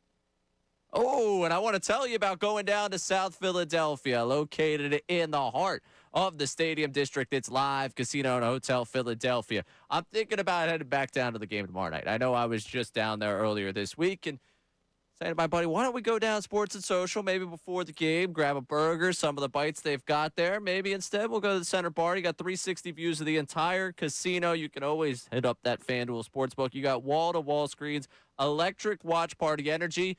No, they got plenty going for you this fall when it comes to football season. There's so much more. It's game day gone live. Make it a total experience for you with over 2,000 of Philly's hottest slots, over 130 table games, and a live poker room. Hungry? Experience the new era flavor at Luck Food by Jet Tila, featuring a fresh East meets West menu curated by the Iron Chef himself. Philly favorites are back at the all-new 10th Street Market, featuring an expanded menu at Lorenzo & Sons Pizza, the iconic flavors at Termini Brothers Bakery, and Gino's Steaks. Plus, unwind at the brand new Library Bar with handcrafted cocktails and bites. Only Live Casino and Hotel Philadelphia. Visit livecasinophilly.com for details. Must be 21 or older. Gambling problem? Call 1-800-GAMBLER. Now on 97.5 The Fanatic Sports Update. 2 straight sweeps. I'm Connor Thomas, and this update is brought to you by Mattress Firm. Sleep falling short? Visit Mattress Firm today. Their sleep experts will find you the right bed at an unbeatable price during the best sale of the year. They make sleep easy. The Phillies made it 6 straight wins yesterday, and they made that look easy, taking down the Marlins 4-1 to complete the sweep. Aaron Nola dominated on the mound. 7 innings, 1-run ball, struck out 8. He's had the strikeout stuff working lately, and Luis Arraez's 2-run homer was the big offensive blow in the game. Phil's also added some pitching depth, signing Nestor Cortez to join the team for the playoff push. They have the night off tonight. The Eagles are at work, though. They're back up in Foxborough. Second day of joint practice ongoing with the Patriots. Yesterday, they had some struggle points on offense, but Lane Johnson said it was an overall positive day. Yeah, just it was different, getting somebody else out there on defense. Had some really good team periods. Wish we'd have finished a little bit better than the 2-minute drive at the end, but all in all, I thought we had a really good day on offense. We'll keep you updated on what's going on up there. Andrew DeCecco will join us live from up at joint practice at 1 o'clock. The Union drew with Inter Miami 2-2 last night. They are off until Saturday. This update's also brought to you by Aleve. When traffic slows you down, pain can make the ride feel even longer with just one pill. Aleve provides up to 12 hours of pain relief so you can put pain in the rear view. Use as directed. I'm Connor Thomas for the home of the Sixers, Flyers, and Union. 97.5 The Fanatic and The Fanatic app.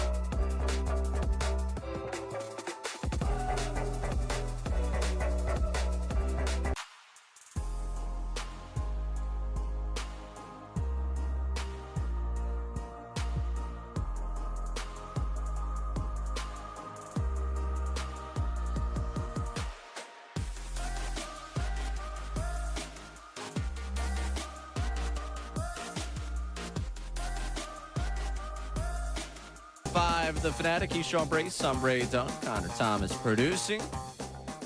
22 years ago today. That is correct. T.O., the debut preseason-wise. Guys playing in the preseason. Wow, what a world.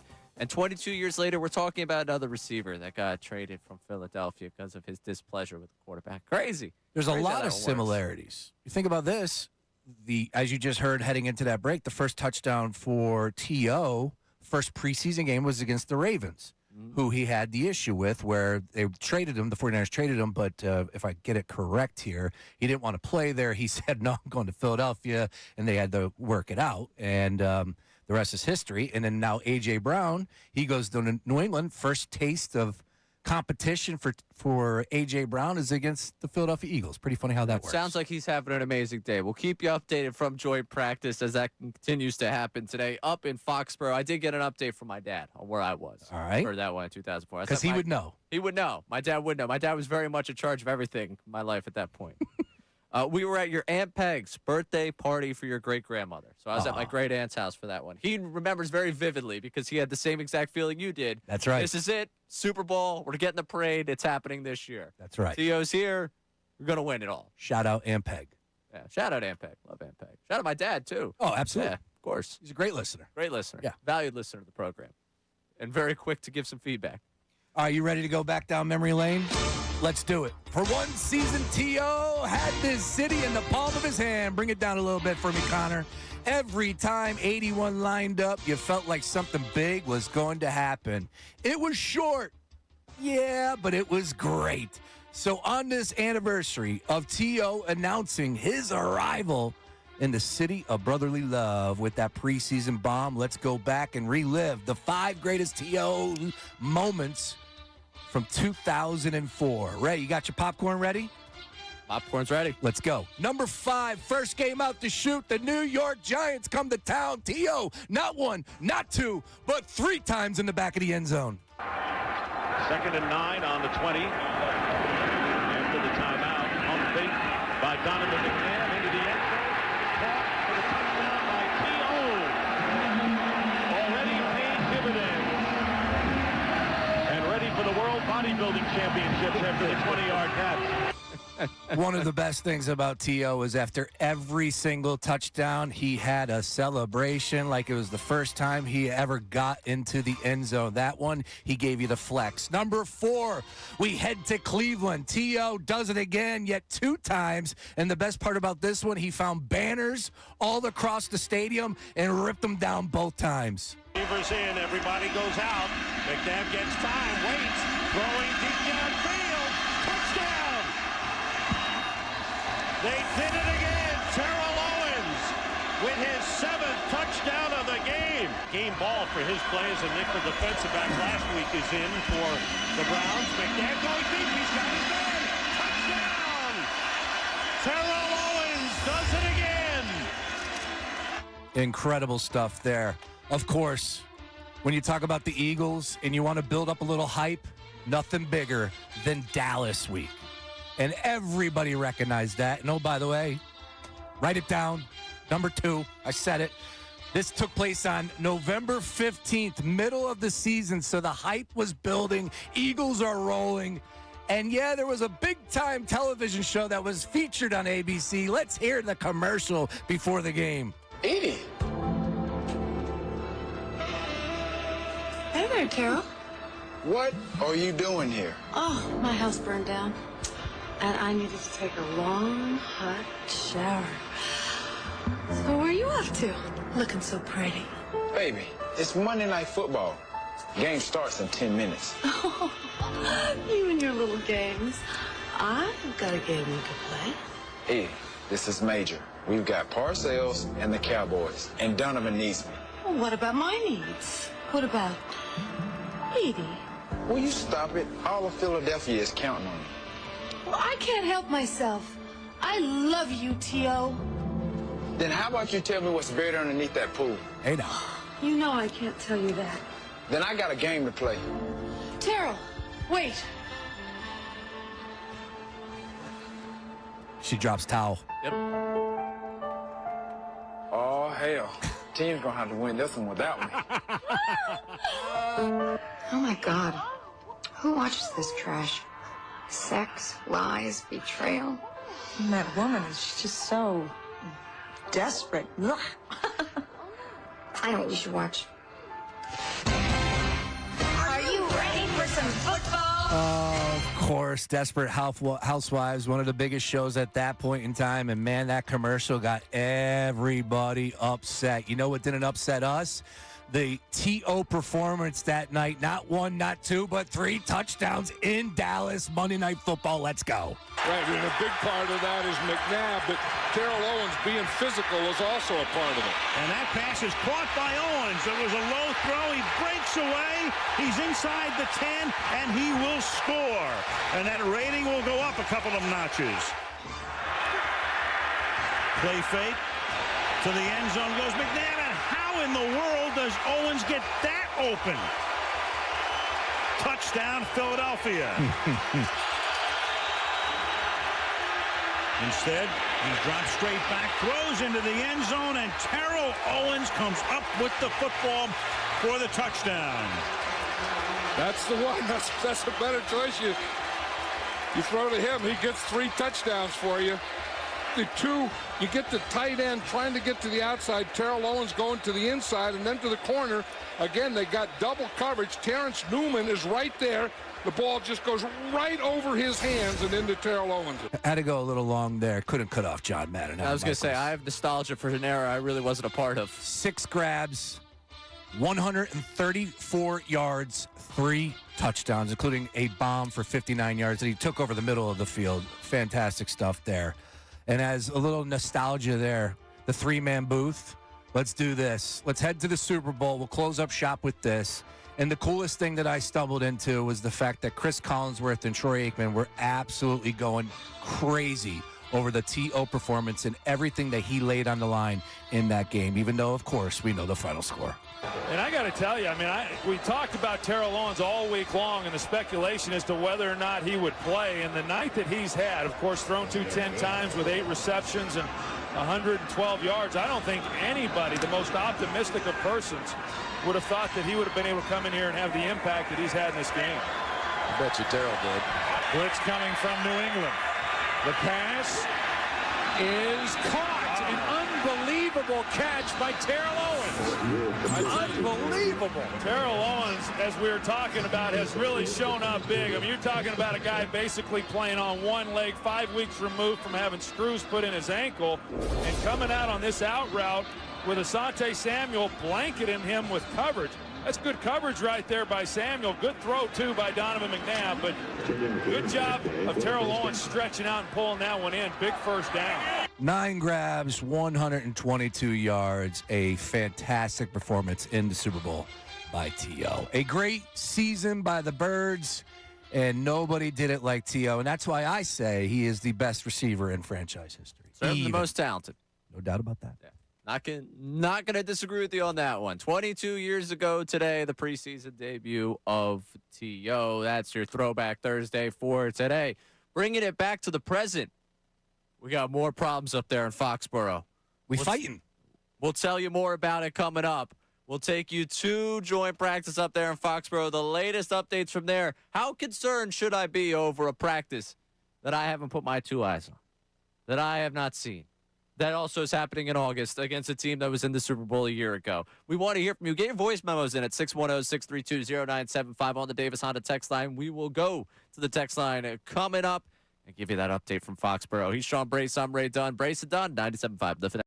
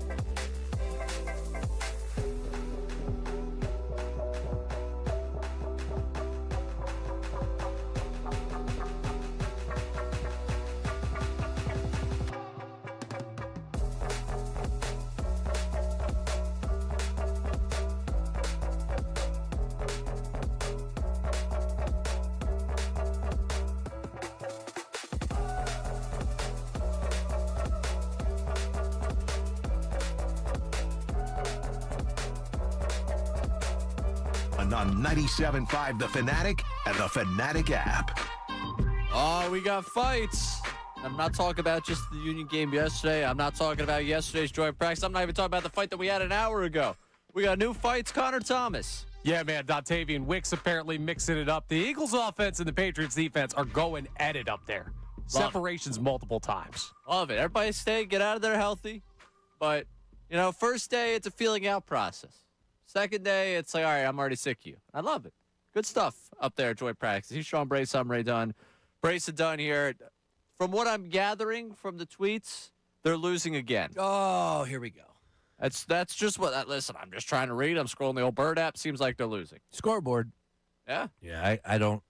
Every clip that I see, it just seems. I know it's organized up there, but it just looks like anarchy on a field right now. There's so much going on. Position groups, head to head. Like, if you want to make the case, like, hey, they went 7-on-7, and this unit looked better. Like, I can get down with that, but I don't know how you can look at this practice unless I'm missing something and go, yeah, this team is better than this team. It's 24-14 according to my time. Okay. Yeah, just by reading tweets. That's my feeling on it. Your boy's up there, though. I did see this. Ladies and gentlemen, the man himself, Kenny Chesney, who is I believe he's from Boston. I think he is. I know he's a Red Sox fan. He's got a song about a girl from Boston. He always does it big in New England, so that would make sense, even though he lives the lifestyle that we all should strive to live. A big island guy. Boat, all that. Oh, yeah. He's from Tennessee. Is he from Tennessee? Yeah. Born in Knoxville, grew up in Luttrell. I mean, that makes a lot of sense. I wonder what his connection is to Boston. There is something there. Front runner? Yeah, it could be. Anyways, the song's good. But song's great. He does have connections with the Kraft, Robert Kraft and his family, so doesn't surprise me. But you know what it is, Ray? Football season is here. Oh, yeah. And when you see Kenny on the sideline, that lets you know season is coming soon. I've long said it's not football season until I see Kenny Chesney on the sideline. That's how I start to mark it. So actually, today's practice meant the world. They're embarrassing me in front of Kenny Chesney. I don't know how I'll get back from this. Real quick, Philly kid checking in. Where the hell was the touchdown against the Ravens when he mocked Ray Lewis? I couldn't find good audio. So I tried. There was like one clip I found that was real quick. No doubt. He did the Ray Lewis dance. Tremendous. Yeah. That was the biggest thing from in that rabbit hole was every single celebration. Every single touchdown had something special. Love it. The guy was a wide receiver first, obviously, given the talent of what he was, but personality that matched the talent. And it wasn't so much the no fun league to a point back then. I know that they fined him all the time and they tried to stop it, but there was definitely a little bit more of a competition. Like Joe Horn hid the cell phone. I think that was on Monday Night Football underneath the field goal post. Of course, Ocho Cinco, Hall of Fame jacket. Every single time he was doing something crazy. The Irish dance in the end zone. You know, that's actually how I celebrate every touchdown. I bet. Yeah. But it was cool to see that, like a little character with everybody. But now you get the 15-yard penalty. Next thing you're kicking off here and nonsense. Gotcha.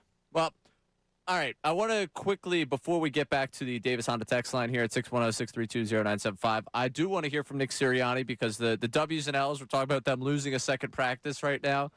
I don't know how much stock I really put in the head coach saying it, but he said it, so I want to hear it, and then we can react to it. Nick Sirianni asked about losing yesterday's practice. Just like we evaluate normal practices, you go through it and you're making the corrections, you're praising the good things, you're making corrections to the things that need to be fixed, and you're looking for improvement on a daily basis throughout training camp. We don't get too much into the win and loss of a joint practice. There's a lot of different situations. We're working different scenarios. We're working different flows of the game. It's not truly a drive. So again, we're just looking for good work and be able to correct and praise the things that went well.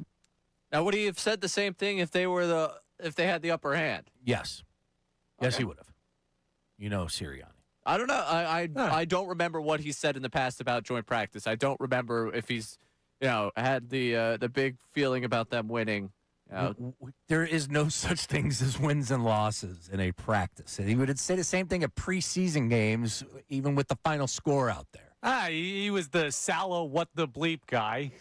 Frank Reich, this is for Frank. I don't hear you anymore, Chiefs fans. Like, I wouldn't put it past him to talk a little bit trash. All regular season, right? They are, regular season. He shows his emotion, but I think if you were to ask him a question about wins or losses, and let's just say Jalen was Drake May yesterday, no interceptions. Did Drake May not throw one? Did the Eagles not have an interception yesterday? Like, I didn't even see that. So that's I funny. think he had one picked off yesterday. Well, you flipped the script. I still believe that, you got the same reaction from Sirianni, like laughing at our crazy media members trying to put a scoreboard on a split squad practice. Yeah, it's us. It's an us thing. Is it an us thing? We got to own it. I think it's been built and taken to a new level here. Well, it's the only time you see ones-on-ones.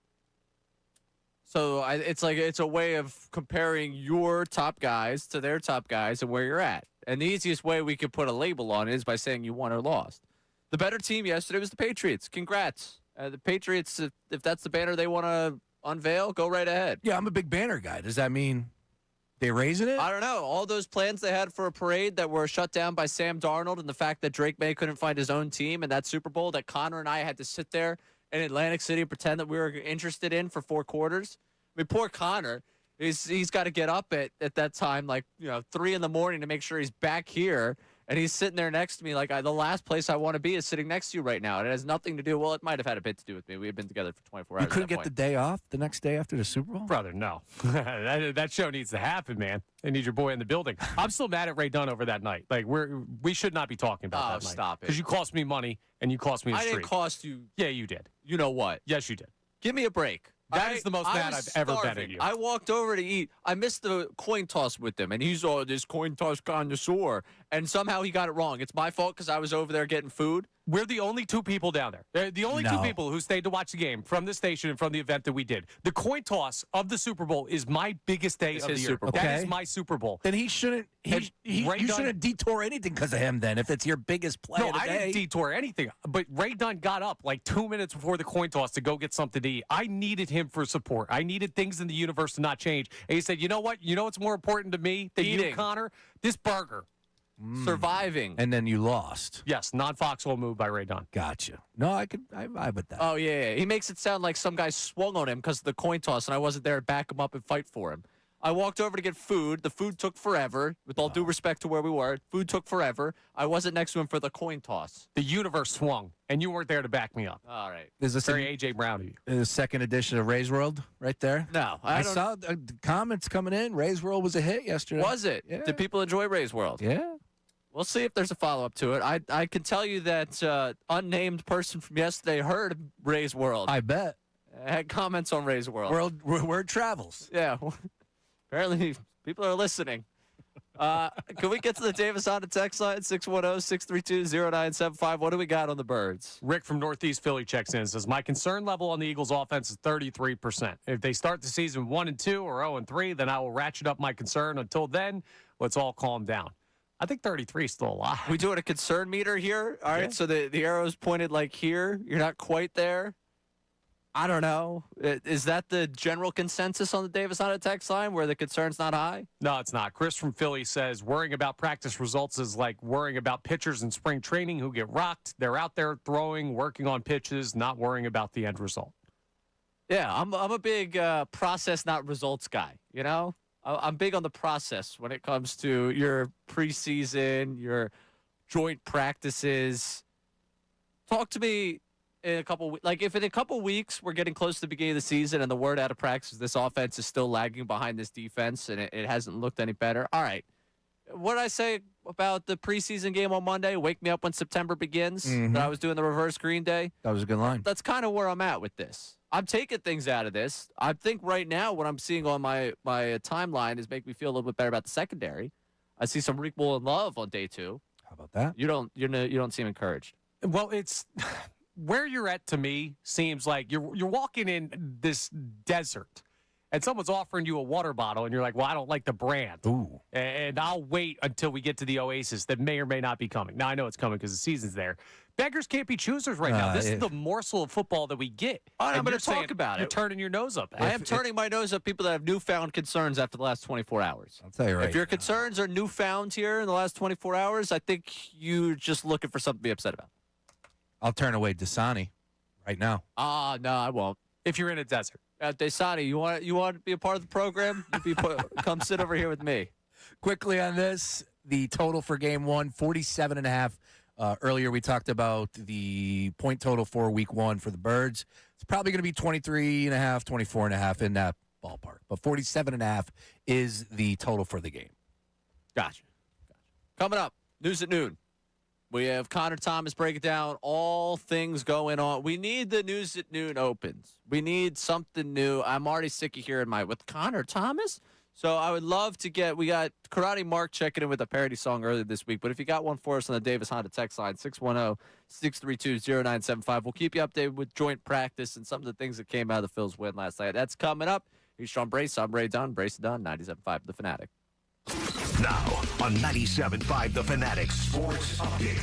A six-pack of wins. I'm Connor Thomas. The Phils have made it 6 straight yesterday, taking down the Marlins 4-1 to complete their sweep. Aaron Nola dominated on the mound. He went 7 innings of 1-run ball, struck out 8. Luis Arraez's 2-run homer was a big offensive blow in the game, but Aaron Nola was the highlight, and he talked about his recent strong performance after the game. Just got to be a little more consistent and efficient. Got to get early outs. I had some early outs and some quick innings there, which helps. I feel like you got to have those to go deeper in the ball game. It was a great start by Nola. We'll see if he can keep that going. The Phils also added some pitching depth, signing Nestor Cortez to a minor league deal, a chance for him to potentially join the team for their playoff push. They have the night off tonight. The Eagles are back for their second day of joint practice with the Patriots, currently ongoing up there in New England. And it is getting physical. Multiple scuffles being reported from people up there watching. These two teams don't like each other. How often do you hear that?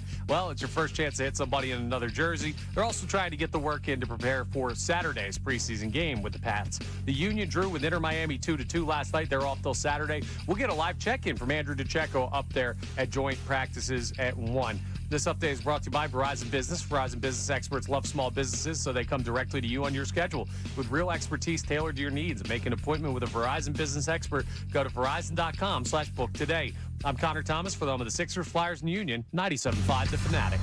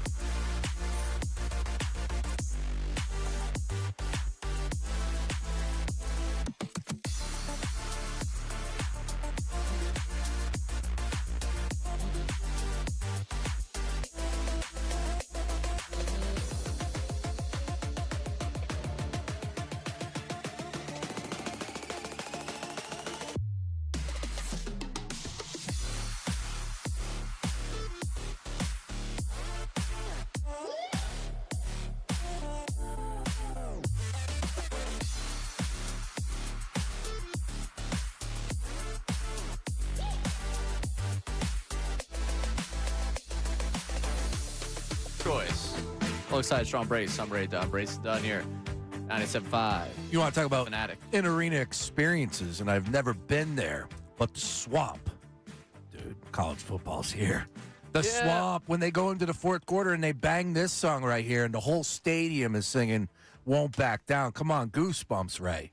Goosebumps. Look at that. I need to go to an SEC game. I've really established. Have you been to an SEC game, Connor? I have not, but they played that song going into the fourth quarter of the NFC Championship game against Minnesota. Good day. When we already knew they were going to the Super Bowl, and Nick Foles had just turned into God in front of us. That was the greatest moment of my sports life. That's what I'm talking Let's make some noise. Come on. Also, up there as far as a candidate is concerned, Big Pop. Yeah. Patty Rob. Pat Rob. That's easily, for me, being in attendance, I can't top that.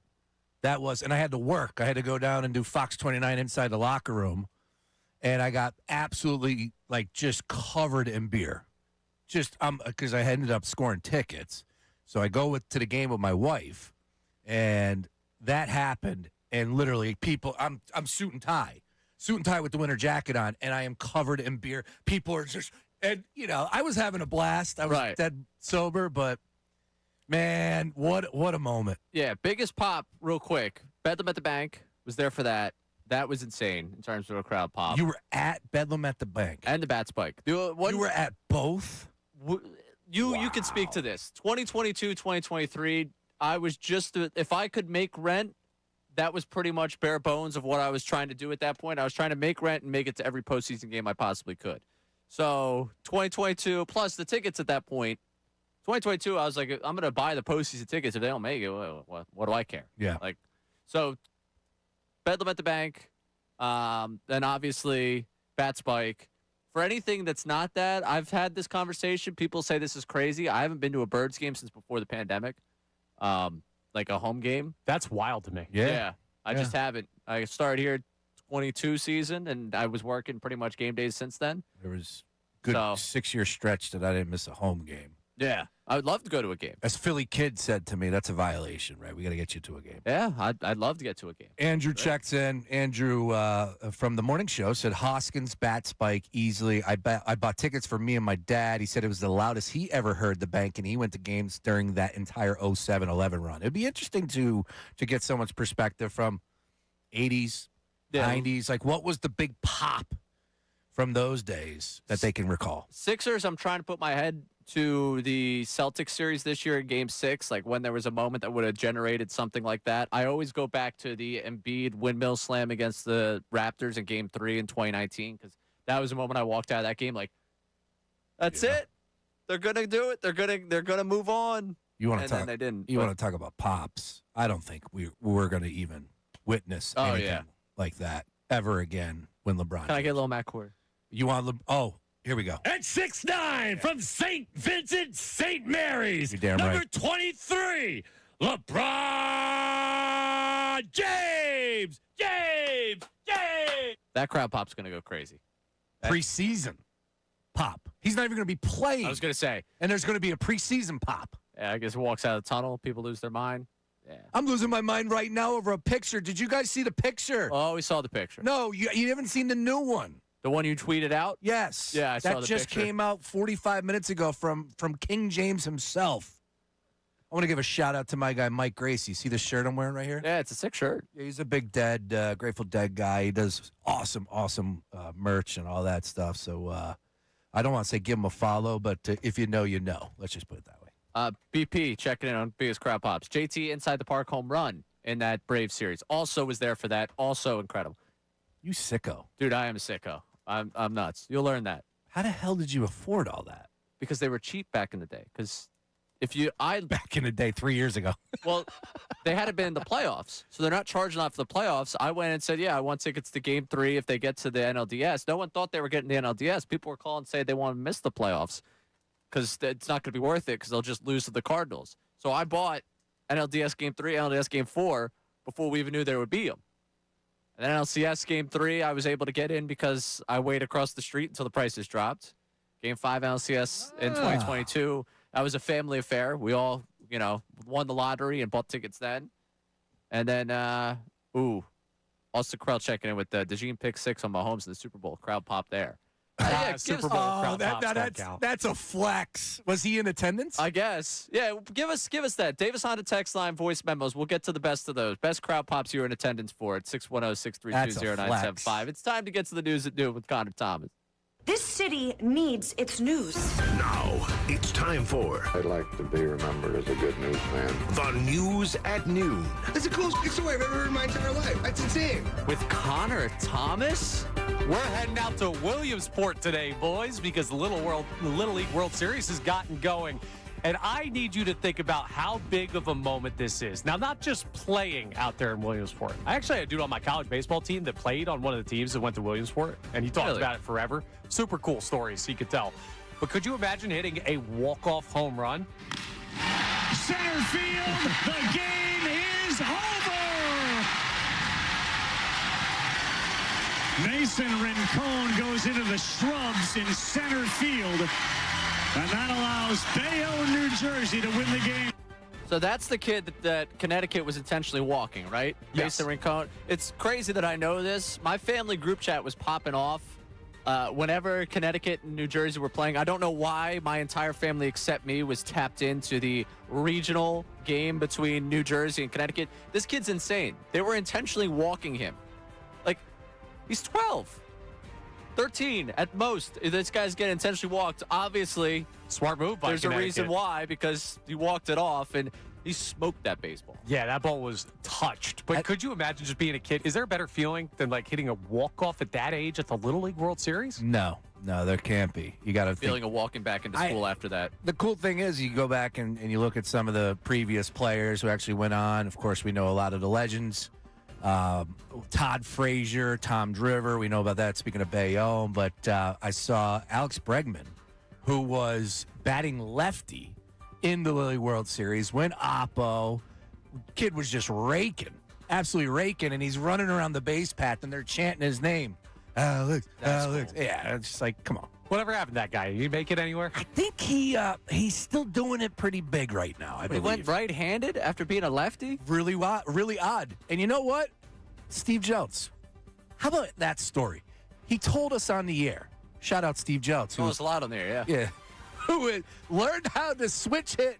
He said during the season, or was that during spring training? The off-season. He came back and was able to switch it. Sure. Yeah. All right. Hey, my buddy Steve Jeltz. Yes, it is. We're boys. We'll go from one story about a 12 or 13-year-old to another one, to a guy slightly older, I guess, there with Kevin Sullivan. So the Union draw a 2-2 with Miami last night. They find a way to keep the, not lost streak going, we'll call it. There's a little bit of a tough moment at the end of the game, though. Here is the call, as heard here on 97.5, the Fanatic, of a dual red card. Bet there for Bright. Pushed out inside the area. There's not going to be a call. And then Quinn, oh my goodness, he is rumbling inside the area. A big pushing match with Frey and company, and Bright going at it with Cavan backing up his brother. This is not good in the 101st minute. And the two are having some words with one another in the locker room. A red card has been issued to the Union's number 6, Kevin Sullivan. The red card officially announced by Kevin Casey, PA announcer at the Union at Cavan. All right, so lame by Yannick Bright. Both of them get red cards. Cavan's taken off first. Cavan's walking the long walk through the tunnel all the way back to the Union's locker room. Yannick Bright comes in probably about 10 strides behind him, walking through the same tunnel, shouting at Kevin Sullivan, who, mind you, 16-year-old kid. Granted, he doesn't play like one. He's a professional, but he's making his way all the way down the tunnel. Yannick Bright's screaming at. They have to hold Yannick Bright back of Inter Miami from going down the tunnel and trying to go after Kevin. Meanwhile, you would think the 16-year-old would be the hothead that would have to be separated from someone. He's the professional that walked his way back to the locker room. And in that whole back and forth, Bright caught him in the face. Now, he didn't swing really hard, but, like, they were selling it as a punch, and he did get him in the face. Yeah. It was an awesome back and forth between the two sides. Yeah. Like, Kevin Sullivan sticking up for his brother Quinn, the dual red cards there at the end, the timing of it there, stoppage time. They're only supposed to get at 9 extra minutes there. You already passed 100. Yeah. Well, there's a lot of stoppage. Yeah, I won't lie. I ended up having to do some other things that took me away from my TV at that point in time, so I missed the brawl, but I did see the replays, and he did chase him down the tunnel. I was just cracking up about that, but there were plenty of people to break it up. Kevin's got a bullseye in his back. He is one of the hottest names as far as American soccer is concerned, and it's awesome to see him suit up for us here in Philadelphia. Dude, and he's taking it to another level. Oh, he's Since a stud. the World Cup break. Yeah. He's a stud. He's taking it to another level. Yeah, I got the text from buddy Shayna Williams last night. Are you make down here? No, sorry. I'm a disappointment. I know. It's all right. It's sold out. Yeah, I mean, it's always Messi's back for the first time in 3 years. It's going to sell out. Yeah. And Messi was the show there in the first half. After the Union took the lead, Messi had the assist, the goal, and I'll say it, they got the draw. Only 4 points out of playoff spot. Looked like the better team out there for most of that game. Probably should have won themselves that game. A few games left in the season. Anything is possible. We'll see. They got plenty of time. They got plenty of time. Austin this weekend. They do have plenty of time. Someone else who has plenty of time is the quarterback of the South Carolina Gamecocks. Are you guys familiar with Lenora Sellers? Oh, yeah. Oh, I saw this. Yeah. Are you familiar, Sean, with his class schedule for his last year at South Carolina? There's a whole lot of nonsense happening right now in the world of college football, so hit me. No, this one's totally fine. I'm all in favor of this. He is not taking any classes this year at the University of South Carolina. He's just there for football. As Cardale Jones once said, I'm not here to play school. Well, neither is Lenora Sellers. But he is there to help out at a little golf practice facility. Okay. He's got an internship this semester at the Partee Golf Center in West Columbia. That's the only thing he's doing outside of football. That covers, I guess, his college requirement. And that's got to be the life. So, I'm not here to play school. Yeah, I will say, and I mentioned this earlier about taking that golf course while I was at Temple. I kind of got to a point at college where it was really just justifying me sticking around. Like, I could have graduated early, but I didn't want to not do the full 4 years. I'm not obviously a college quarterback. The fact that you have the opportunity to just do the internship at the golf course and then study up, playbook, whole thing. Yeah, I was kind of there to do school, meaning I was there to be a college kid. Like, you start adding a couple classes in there if you're ahead, or if you have the opportunity to do the extra semester, whatever it is, I'm fine with it. Good for him. Go hit the links when you're not hitting the film room.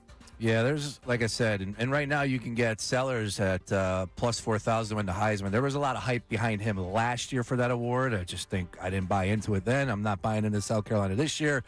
But there is some stories out there that it's just more and more ridiculous. Guys are suing, and they're getting an extra year of eligibility. And believe it or not, from what I read last night, Diego Pavia could be entering into the conversation. Yep, and getting another year, which is just absurd. I tweeted about this last week because I saw it, or maybe it was earlier this week, whatever it was. It was one of these hoops guys that got an extra year. That's like year 7 for him. The guy that got the extra year is 16 days younger than Tyrese Maxey. It's funny. And he's trying to get back, and he's apparently got eligibility. Kyrie Walker has announced that he is officially eligible for college hoops. Kyrie Walker is 16 days younger than Tyrese Maxey. And he's going to be playing in college this year. The guy was born in 2000. Listen, dude, I get it.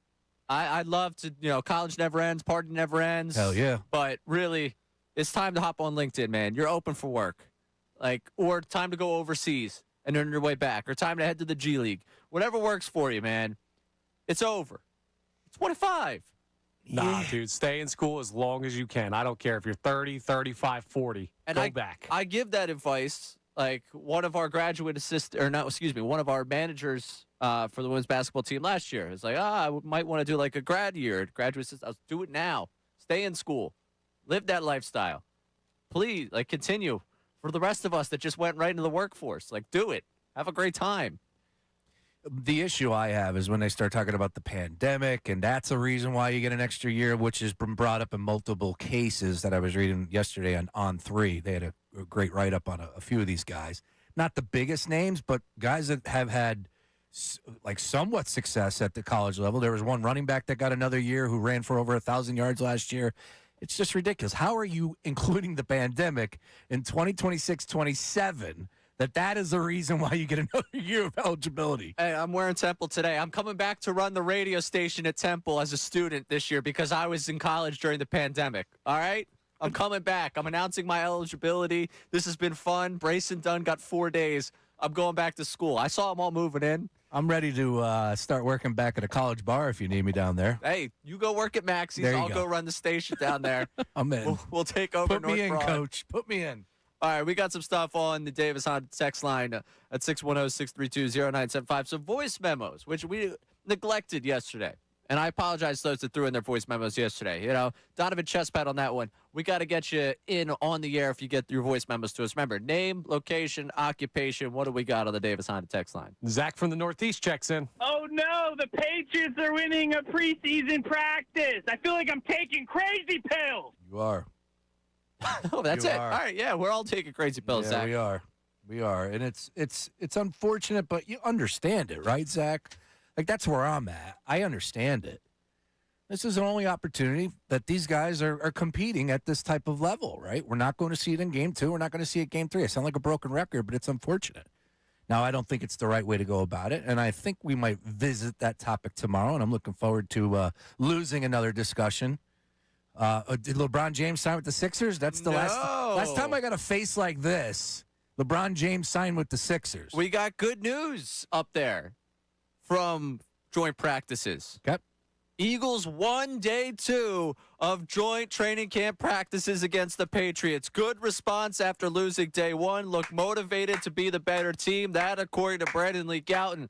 Let's get ourselves the fight song. Somebody give me the fight song. Give me the song, Oh, Connor my Thomas. gosh. I need it. Dogs run fast. It's the Come on.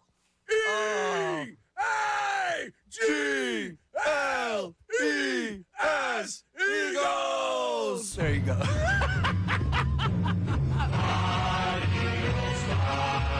We won.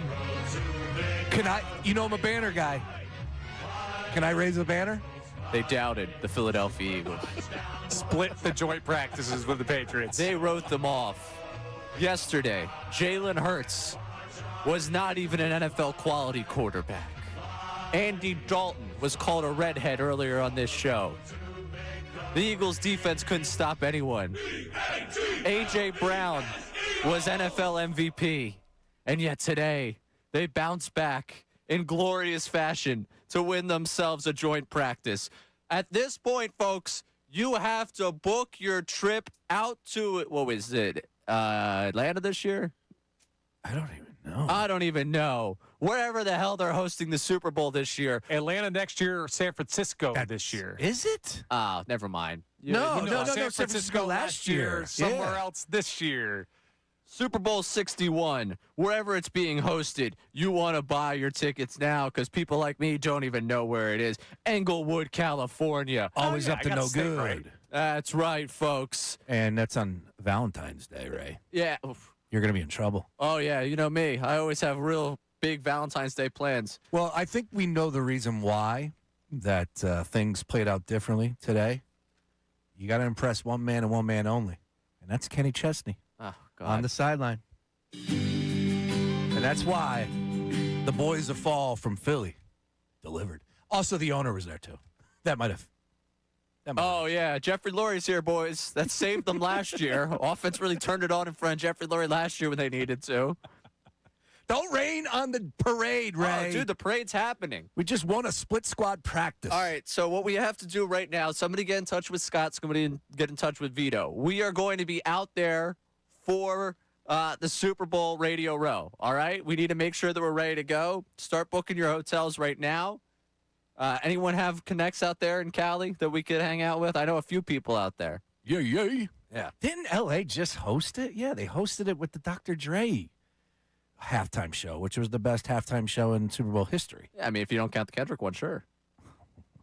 Come on. Yeah, but that was probably the Rams hosting it, and this one's the Chargers, or vice versa. Is that how they play Yeah, it? they got two teams. They get two shots. This one is hosted by, I love on Wikipedia, it says, the first one hosted in California since 2022. As if 2022 was such a long time ago. Ridiculous. How are you going to handle the whole Valentine's Day Super Bowl thing? Me? Yeah.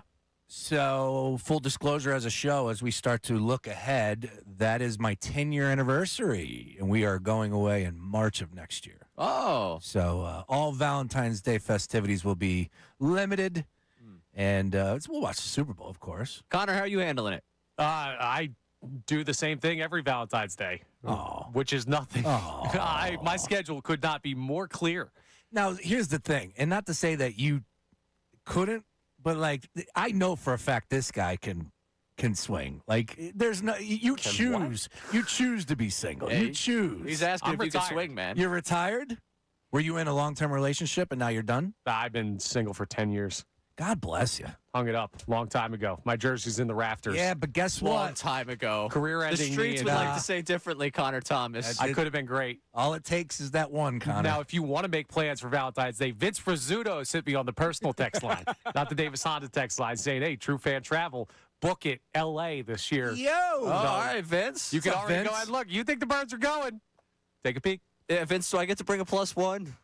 I don't think he was inviting you. And Vince will also book the trip. Vince will also tell you that's where magic happens on those Eagles True Fan Travel trips. Yeah, we could meet a lovely lady out there in L.A., and then all of a sudden, you know what? Baby Ray's Goes over, everywhere. folks. Oh, that's the next redheaded quarterback in the NFL. All right, speaking of quarterbacks, one was disrespected.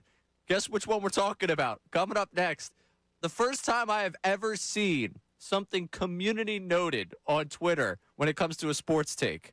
Unbelievable what Jordan Poyer had to say yesterday. We'll play it for you next. He's Sean Brace. I'm Ray Dunn. This is Brace Dunn, 97.5 The Fanatic.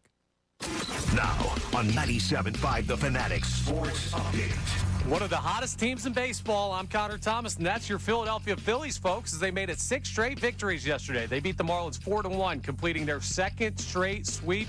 Aaron Nola was dominant on the mound. 7 innings of 1-run ball. Struck out 8 in his start. Luis Ariz hit a 2-run home run, the big offensive blow for the Phillies in that game. And things were great all around. Another quality win. They have the day off today, and they will take on the St. Louis Cardinals at the Bank tomorrow. They also made some news in the pitching department, signing Nestor Cortez to a minor league deal. We'll see if he joins the team for the playoff push. The Eagles are back for their second day of joint practices with the Patriots. They finished that up just recently, but they'll be having some media availability, so we'll get you some sound from the players. Yesterday, it was Lane Johnson talking about the day that they had. Yeah, it was different, getting somebody else out there on defense. Had some really good team periods. Wish we'd have finished a little bit better than the 2-minute drive at the end, but all in all, I thought we had a really good day on offense. But today, some reports saying the Eagles might have won this joint practice. We'll check the scoreboard and give you the update. The Union drew with Inter Miami 2-2 last night. They are off until Saturday. We'll have Andrew DeCecco join us at 1 o'clock for a live look in from up there on what happened today at joint practice. This update's brought to you by Hers. Gotta have a Wawa. And check out Hers at Wawa. It's a great place for you to get it. I'm Connor Thomas for the home of the Sixers, Flyers, and Union, 97.5 The Fanatic and the Fanatic app.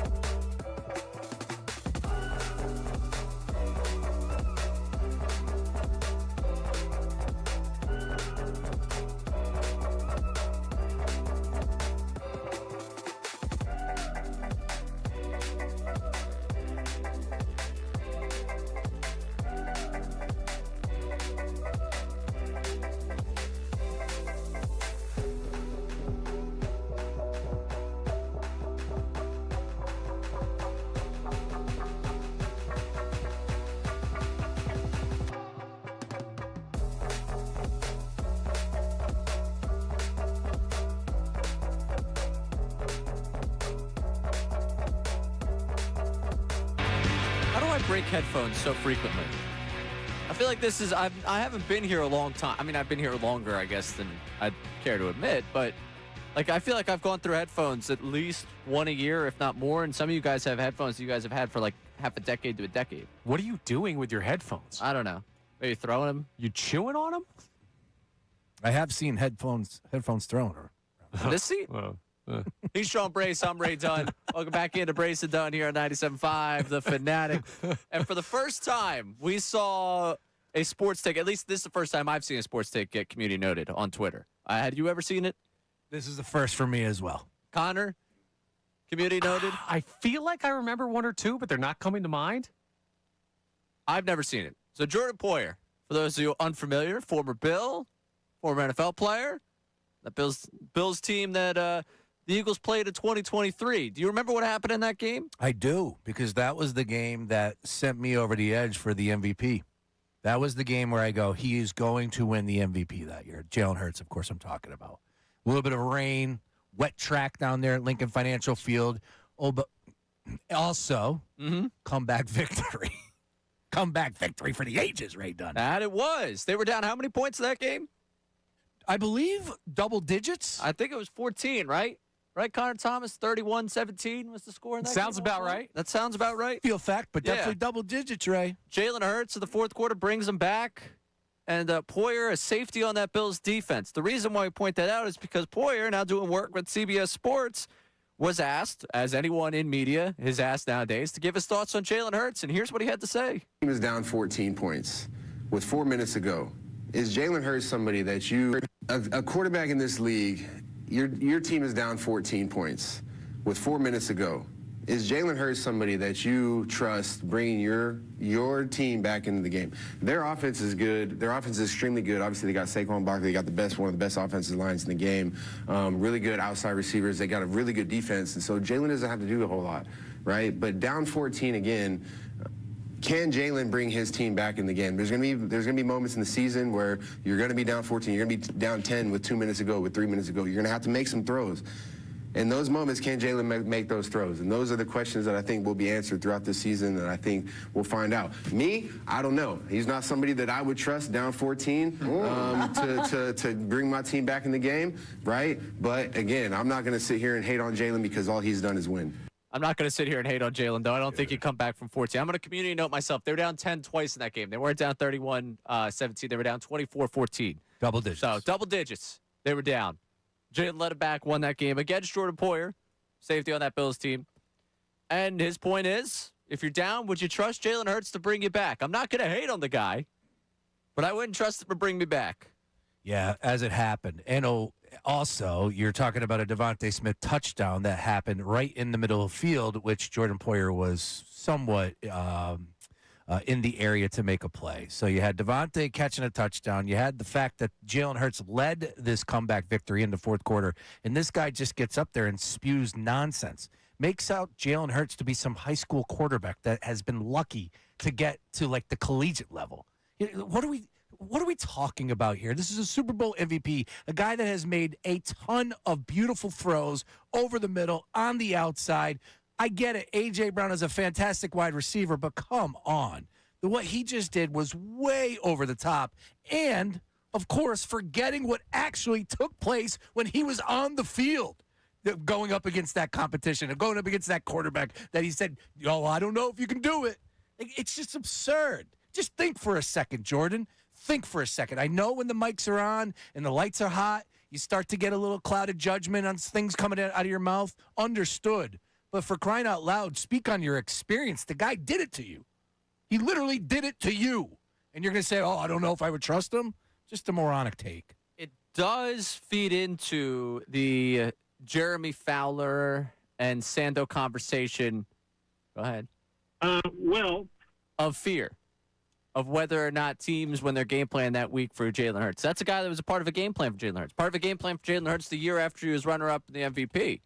Justifiable or not, it does play into a little bit of what they say when it comes to, does he strike fear in the opponent? Is that the guy that's at the top of the game plan for you? You mean to tell me Jalen Hurts doesn't respond? And I know you're not saying this, but that's what that take is. Jalen Hurts does not respond. Jalen Hurts can't step up in the pocket and deliver. We've seen him do this. I understand last year was ugly. I'm not here to defend last year. Last year is last year. If you're going to sit there and tell me that with Devontae Smith, Dallas Goedert, Saquon Barkley in the backfield, this offensive line, I believe in Sean Mannion. If you're going to tell me that this is a guy that you can't trust to win you a football game in the fourth quarter, you haven't been paying attention. Or you're just a bona fide hater. And that his take is just seeping with hate. A good life rule is at the end of your statement, you have to say, well, I'm not. You probably are that. If you end up going through a whole diatribe, you finish it with, well, I'm not, you're probably that at the end of it. Well, I'm not a hater. Likely means you just did a decent amount of hating. Also, are we to believe that the authority on how Jalen Hurts is perceived should be all these teams' game plans who are losing to Jalen Hurts? Fair. Maybe they should be game planning. Oh, we don't game plan. He doesn't scare us. Maybe he should because you keep losing to the Eagles. This team wins. It's all they do. So I don't care if you're afraid of him or not. Whatever you're doing is incorrect. They're better than you. He's better than you. Mm-hmm. That brings you back to the Super Bowl in 24, where the entire 2 weeks, well, if you stop the run, there's no way the Eagles can win this game, right? Wrong. Speaking of Jalen Hurts, you let us know that Jalen Hurts had a conversation following practice today. As practice wrapping up there in Foxborough, we're going to talk to our Birds insider, Andrew DeCecco, coming up at 1 o'clock. Who was he talking to after practice? It was the DAP heard round the world. We've been waiting for it this week on the station. AJ and Jalen? No, Jalen and Drake May. Drake May apparently called Jalen over for a little conversation. They spoke for a couple of minutes, dapped up after, went their separate ways. My question is, how much, what percentage of that time spent talking was about, how you deal with AJ, dude? What am I supposed to do with this guy? You're right. I guarantee that was a little bit of that conversation. No denying that. Quickly on this, in that game, boys, 37-34 on November 26, 2023. Let's look at a box score. Jalen Hurts, 18-31, 200, 3 touchdowns, had a pick. Also running the football for Jalen Hurts in that game, 14 carries, 65 yards, 2 touchdowns. There it is. Sign me up. That game put me over the edge. I'm like, he's winning the MVP that year. And then, if I'm not mistaken, that's when we crashed and burned. Yeah, no, actually, it's funny. I've brought up this movie a few times. I think it's more of a niche reference, and the fact that I've seen this movie and most people haven't tells you what this movie's about and where I was in my life. But you remember the movie Thunderstruck, Kevin Durant with the kid? Yeah, never watched it. Never watched it, but the idea of it is Kevin Durant loses his ability to play basketball, and the kid gets his ability to play basketball. I don't think I've ever What is this, like Mike knockoff hour? Yeah, that's what it is. If Lil Bow Wow's not in it, I'm out. Everyone tries to knock off stuff here. This entire generation's tried to be Michael in more than one way in that sense. But for Thunderstruck, Kevin Durant loses his ability to play basketball. The kid gains it. And it's like, well, they're both touching the basketball. That was that moment. The Eagles winning that game somehow, when they dapped up the Bills at midfield, the Bills were ready to implode. They were like 6-6, I think, at that time. And then all of a sudden, the Bills went on this hot streak, and the Eagles just fell apart. It was like Thunderstruck, again, for that very, very niche reference for those that actually watched that. I think it was a 2012 film. I can't wait to look up the Rotten Tomato score on that. Oh, it's horrible. Yeah, maybe go with like Freaky Friday or a movie that somebody besides you has seen. I'm speaking to people of my age because I guarantee there were a lot of kids in those theaters that watched it. Losers of 6 out of their last 7, including that circus show down in Tampa in that playoff game. Yep.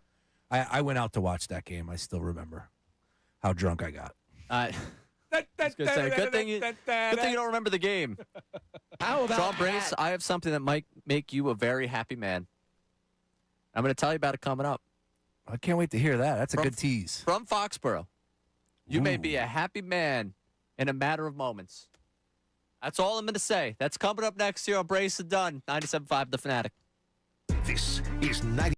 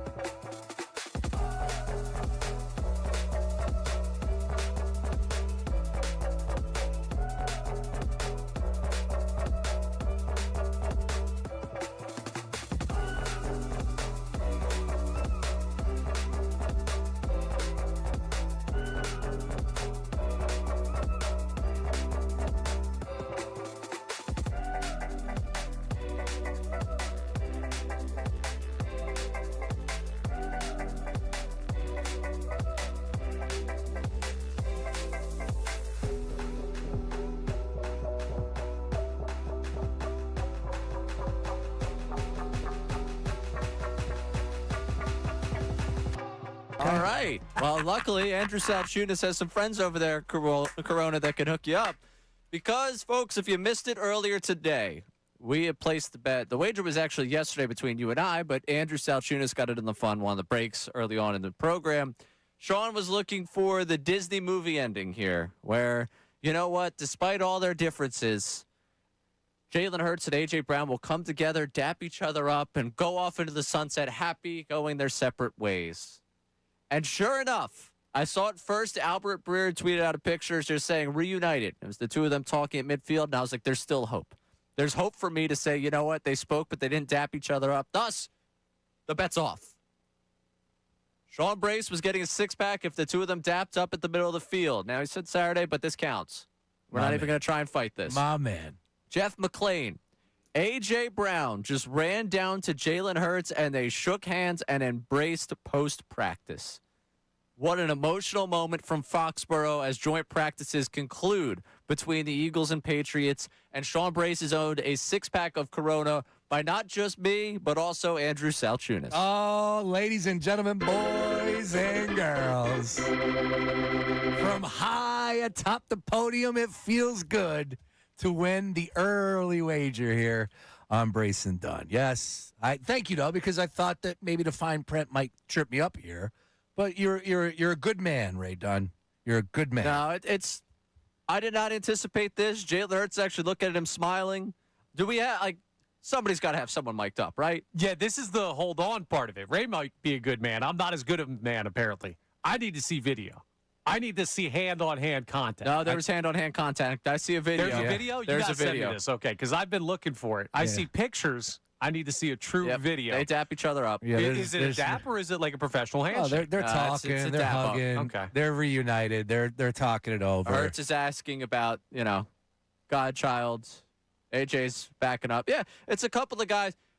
I don't know. I don't know how close you guys are with, college friends or, pick a friend from a walk of life that you're no longer in.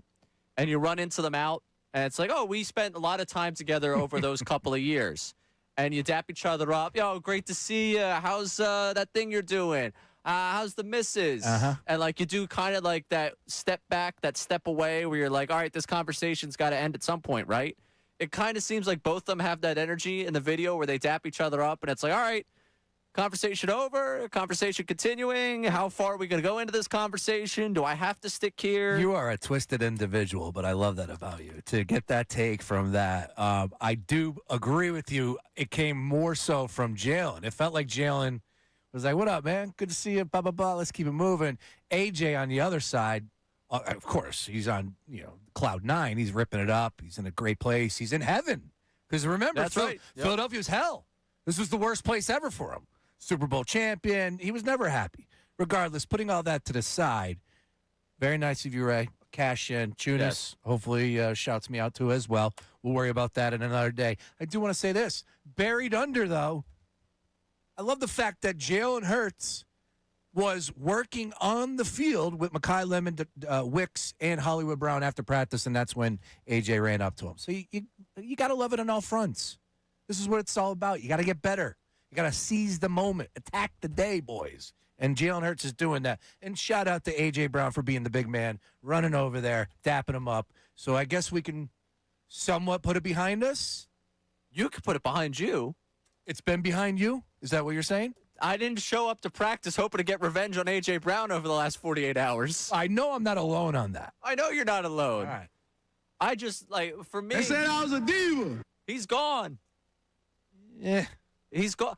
And I think maybe this also goes into a little bit of what you hold against him for last season, because I don't at all disagree that he quit on plays.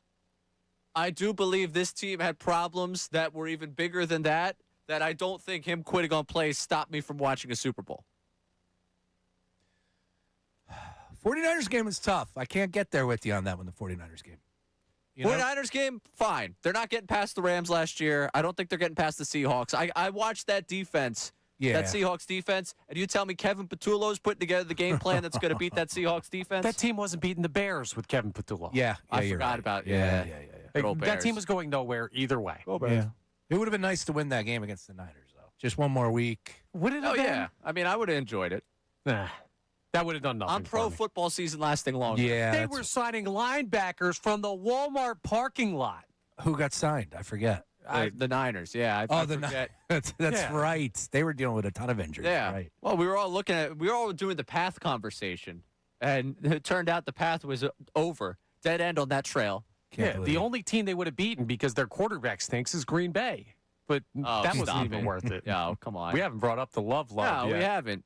It's fine. You could be wrong about things. You sound just like Jordan Poyer, man. That's all right. Could be wrong about what? The guy's won nothing. Don't get me started on Jordan Love. Dude, you like Bo Nix.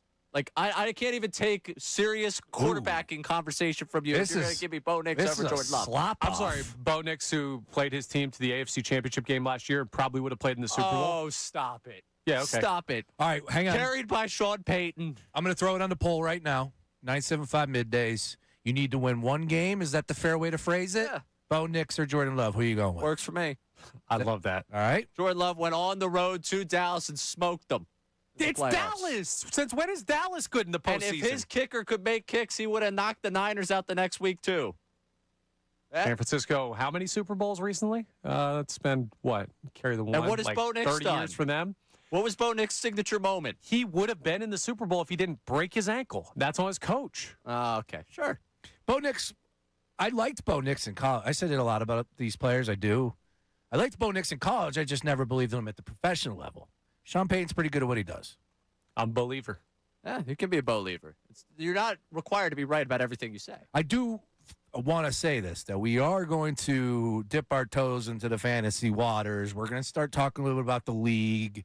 This is football season, boys. We got to get some things on paper. We need to pick the division winners, wild card. We got to get the awards out there. We got a little bit of time. We got a lot of time. It's football season, this boys. late Labor Day is really killing you. It's football season. So we will get to all that. I'm not a big, just so everybody knows, like, oh, these are my plays. Like, on Friday, like, as a show, we're doing this out in the open. But I do love when we're able to, you know this, because we did it for the Phillies, preseason predictions. Yeah. Love that. And I think everybody should get involved with that. Should we check in on those predictions? Yeah. I don't think we're getting the 330 home run guys. You had everyone on the diamond getting a Gold Glove. I don't think that's going to go that way this year. Stott's being robbed. Bryce Harper's moving. He might have won the first pick. No, I can't even make the case there. Yeah. It's all right. Yeah, you know. Who was Adolis getting hurt? That really hurt the right field Gold Glove. I didn't have him Gold Glove. What did I have him hitting? No, I did have him Gold Glove. Yeah, you had 30 home runs and a Gold Glove for Adolis Garcia. Adolis, we're thinking about you right now. He gets a ring. He gets a ring. Gets a ring. Oh, man. Let's make it in first before we start giving out rings. Adolis Garcia. No, they're making it in. Wow. That's a name I forgot about. We can now put that to bed, right? Like we're no longer I'm in. They're making the playoffs. Yeah, sure. Yeah, all right, you're still unconvinced. They haven't beat a good team in like 3 years. Not actually 3 years, but it feels like 3 years. So that might change your vibe if they do compete against these. I need to see them win a series against somebody over 500. Okay. I respect that. Marlins coming into that series I think they might have been over 500 by like 2 games. Yeah. Well over 500. Clip that, cut it. We'll edit it in post. That Braves series, if they're now 500 because of that series. You won and lost. The Braves series against the Phillies. Can you help me out? 4 of them over Labor Day. 4 games over Labor Day. Here? Yeah, here. So if they take 3 of 4, are you in? Yeah, absolutely. Okay. We're changing our whole perspective there. You could win the division. You could go on a run. 2:10 today. We will be sitting doing our post-show meeting, all as White Sox fans. With the win today by the White Sox, the Phillies are 4 out against the Braves. The Braves now have Milwaukee and then L.A. Come on, man. If you're not going to believe now. L.A. just swept the Rockies. When will you? Big whoop. Yeah. Hey, got to beat the teams in front of you. I'm a wise man on this show told me that earlier this week. Heard that. I'm a White Sox fan. From that brawl out there at Wrigley. That's passion. What you're looking for. That's it. All right, speaking of passion, and a man passionate about preseason football, I'm sure he had the joint practice scores going today up there in Foxborough. We're going to talk to our Birds insider, Andrew DeCecco, coming up on the other side. Everything he saw. My first question for him. Will it be a good question? I don't know. But the keys to victory for your Philadelphia Eagles today in the joint practice. He's Sean Brace. I'm Ray Dunne. Brace and Dunne, 97.5 The Fanatic. Now on 97.5 The Fanatic Sports Update. The Phillies keep the momentum going. I'm Connor Thomas, and the Phils made it 6 straight wins yesterday, taking down the Marlins 4-1, completing the sweep of the fish. And Aaron Nola, he completed a really strong stretch on the mound, going 7 innings of 1-run ball while striking out 8. Luis Arraez hit a 2-run homer against one of his former teams, a big offensive blow in that game. And Aaron Nola was really focused in on his recent performance after the game. Here's what he had to say about what he's been doing lately on the mound. Just gotta be a little more consistent and efficient. Gotta get early outs. I had some early outs and some quick innings there, which helps. I feel like you gotta have those to go deeper in the ball game. Phils also added some pitching depth yesterday, signing Nestor Cortez to a minor league contract. They have the night off tonight. The Eagles wrapped up their second day of joint practice with the Patriots today. Next up for them will be the preseason game Saturday night. The Eagles had some struggle points on offense yesterday, but sounds like they were much better today. We will talk to Andrew Salciunas, who was up there watching it with his own 2 eyes. He gives you all of that you need to know next. Union drew with Inter Miami 2-2 last night. They're off until Saturday. This update is brought to you by Verizon Business. Verizon Business experts love small businesses, so they come directly to you on your schedule. With real expertise tailored to your needs, make an appointment with a Verizon Business expert. Go to Verizon.com/book today. I'm Connor Thomas for the home of the Sixers, Flyers, and Union, 97.5 The Fanatic and The Fanatic.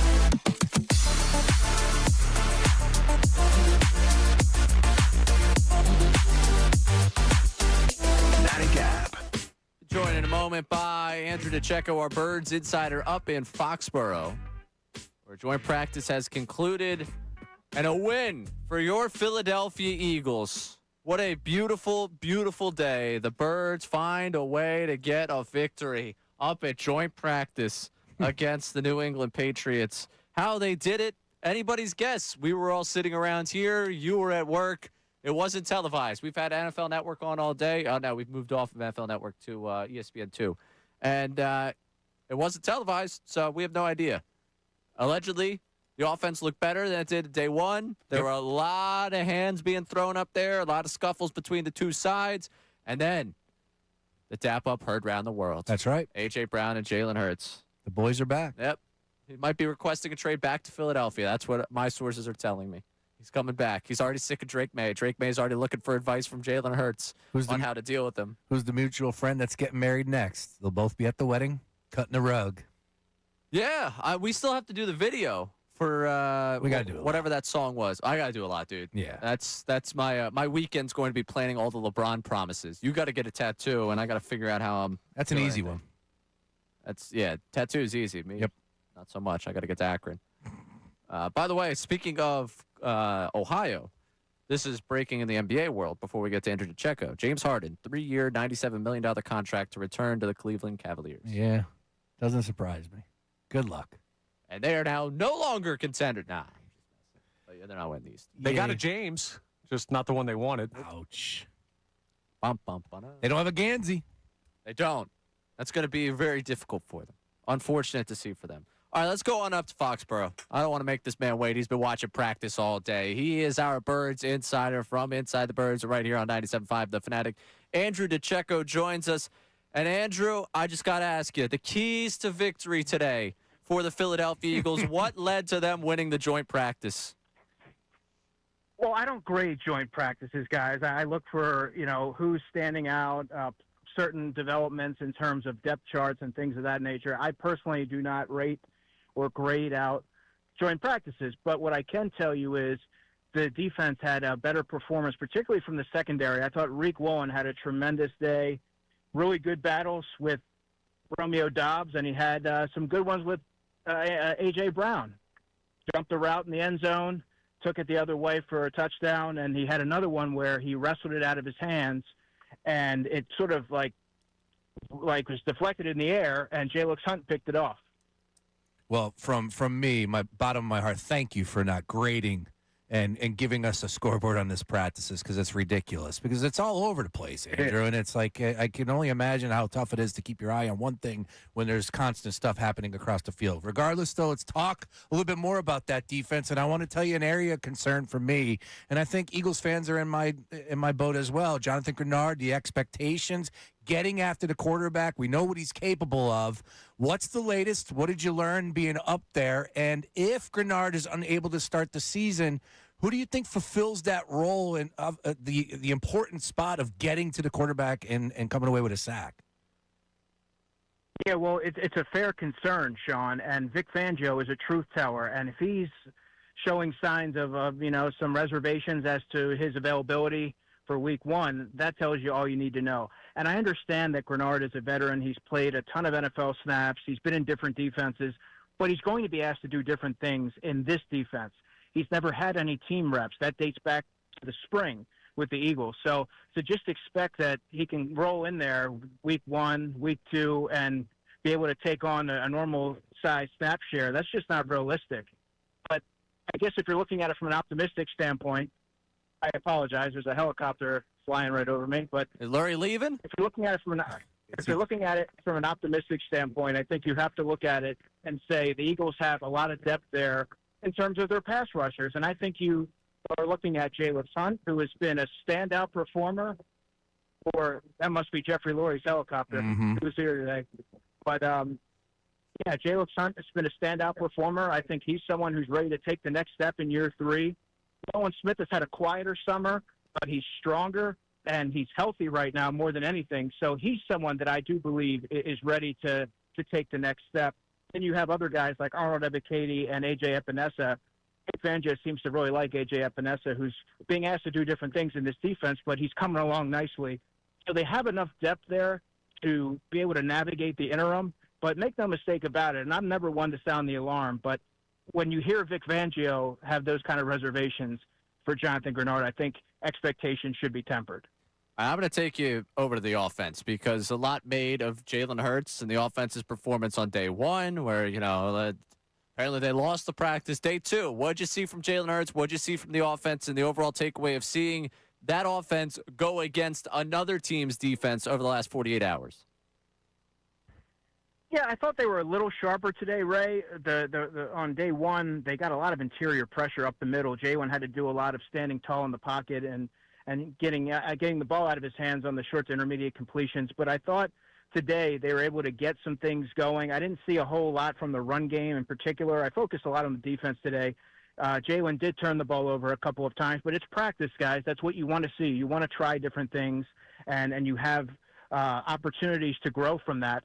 But I didn't see a ton one way or the other from the offense. Later in the practice, though, they had a situational period, and Jalen was on the money, delivering a bullet over the middle to Hollywood Brown for a touchdown. He had some other ones, one to Darius Cooper that I thought was a really good timing route, and he looked really crisp in the later stages of practice. So I like what I saw. Saquon Barkley, we don't talk about him a lot. I think he kind of gets taken for granted, but he showcased a lot of juice in this practice. I thought for a moment that maybe he wouldn't start the fight, but he would be the reason why one would start, because every opportunity he's lowering his shoulder and he just has the burst, and he'll talk a little bit out there, but he's looked terrific, and I thought he really shined the last couple of practices. Andrew DeCecco, live from Foxborough. Of course, the split squad scrimmage just wrapping up between the Eagles and the Patriots, giving us the latest here. As you pointed out, no scoreboard, but an opportunity to compete. I'm looking for a breakout candidate over these last 48 hours that you had your eye on, either offense, defense, somebody that maybe might rise in your depth chart, somebody that appealed to your eye. Do you have a breakout candidate from the Eagles over these last 48 hours? Well, I thought Jeremiah Trotter Jr.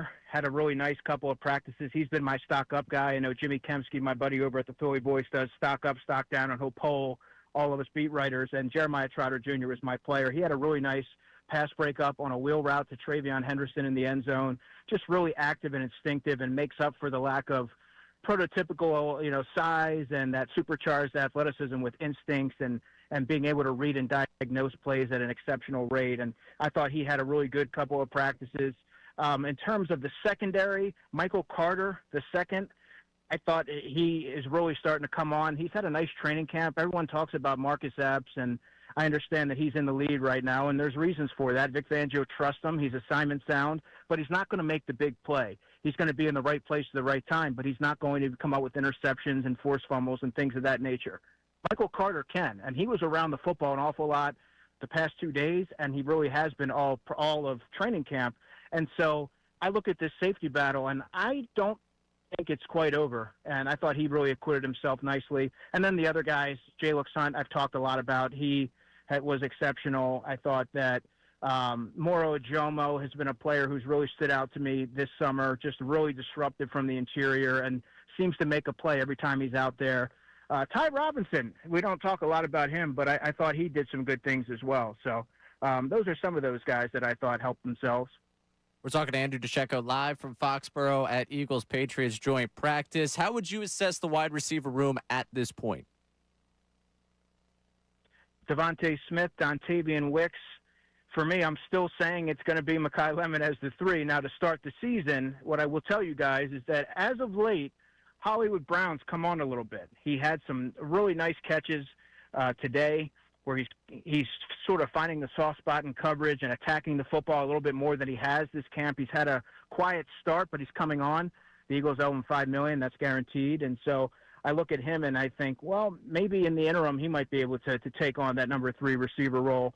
They like Elijah Moore as well, but it's hard for me to justify a roster spot if I'm the Eagles because he's played just 19 special team snaps in 5 seasons, guys. And if you're going to be a depth receiver on any roster, you have to be able to help on special teams. So I think Hollywood Brown might take on a little bit of a larger workload early on. And, yes, there's Darius Cooper, and he's had a tremendous camp, but it's also important to note that he hasn't really worked a lot with the first team. He's still working with the second unit. So Hollywood Brown's been getting the lion's share of those first team opportunities. So I think he has the leg up at this time. Great information coming from you, Andrew. And let's go ahead and get on over to special teams. I want to talk about Jake Elliott, who had some moments last year. And then, of course, the panic hit the timeline a little bit yesterday, missed a couple field goals at practice, but it's different for him versus everybody else because it's a kicker. You got one job, kick it through the uprights. What did you see? Your thoughts on him, and where does he stand in the eyes of the coaches, if I had to ask you that question today here on August 20th?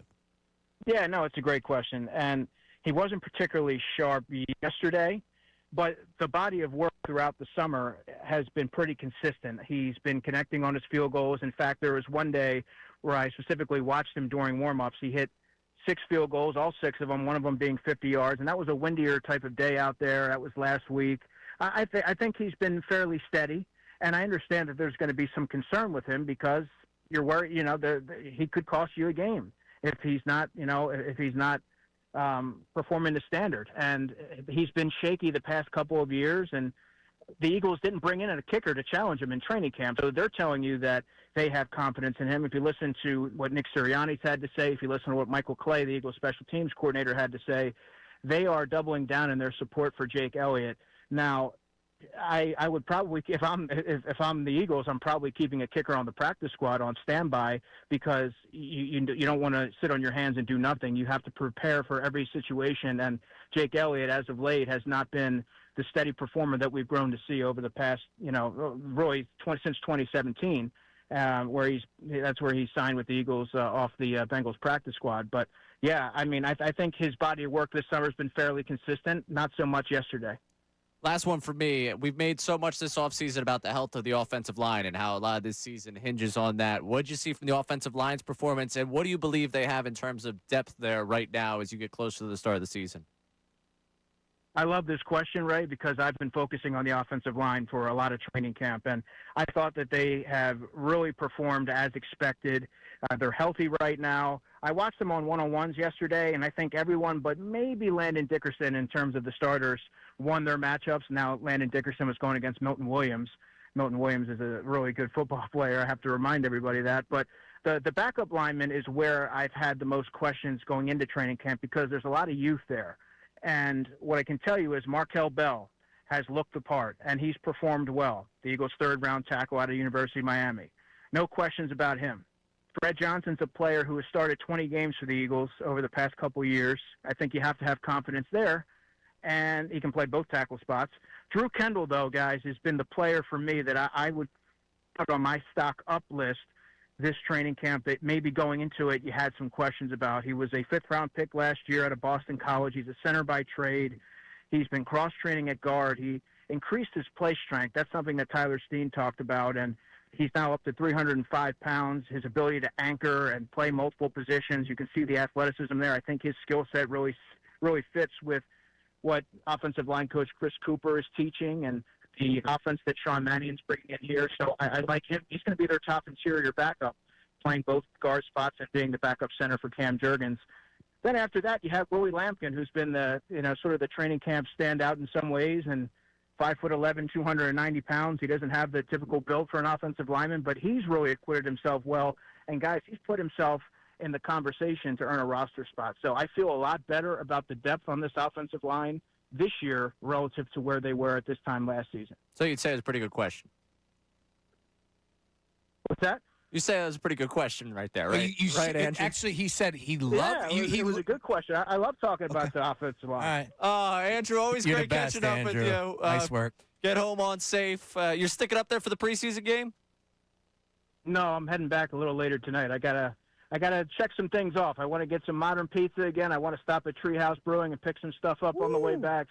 And I got a lot of work to do as well. Elite call by you, DeCecco. I might be texting you about Treehouse. My uncle loves that place. But get home on safe. Let me know, and I'll try to grab something for you and bring it back. Yeah, I appreciate it, Andrew. Andrew DeCecco, our Birds insider, and from Inside the Birds, joined us from Foxborough. So good question, Hunting. You got a great question, so it's up 4-1. 4-1, yep. And then I went offensive line depth on him, and he loved the question. But we got to go to... No, stop. We go to the judges. No. And there's only one judge on this program because he's got 2 ears. Load of horse, you know what. All right, he's got to break it down. Connor Thomas, you're the official judge for good question hunting. For those that are just joining us, when a guest joins us, if they say it's a good question, you get 1 point. If they say it's a great question, you get 2 points. And trust me, nobody knows about this game except for us idiots inside the studio. And the YouTube chat. They're loving watching our reactions. Does Ray get credit, Connor Thomas? He loved the question. He did. He didn't say good or great question. And then, honestly, I will hold you in contempt of this court if you once again talk to a guest and say, so was that a good question? I had to clarify. Can't do that. I had to clarify. No, there's It's a a follow-up. clarifying This here. is journalism. That's Follow-up not a questions are follow-up. important. That's leading the witness. Thank you, Connor. Do we have a It's not bailiff leading around the here? witness. Thank you, Get Connor. Ricky Bo. Ricky Bo's my bailiff. He'll come in there. Thank Ricky you. Bo. We'll have you in cuffs before the end of the I hour. could not believe that he followed. Andrew's like, what? Yeah, I'll talk Yeah, you offensive made our line. guest uncomfortable. Now Andrew's like, I don't know why he asked me.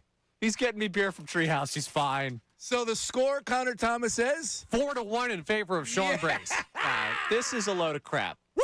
Absolute load of crap. You guys can conspire against me. It's fine. I get it. I There's get no it. conspiring here. He loved the question. That's better than a great question. We didn't establish that as points.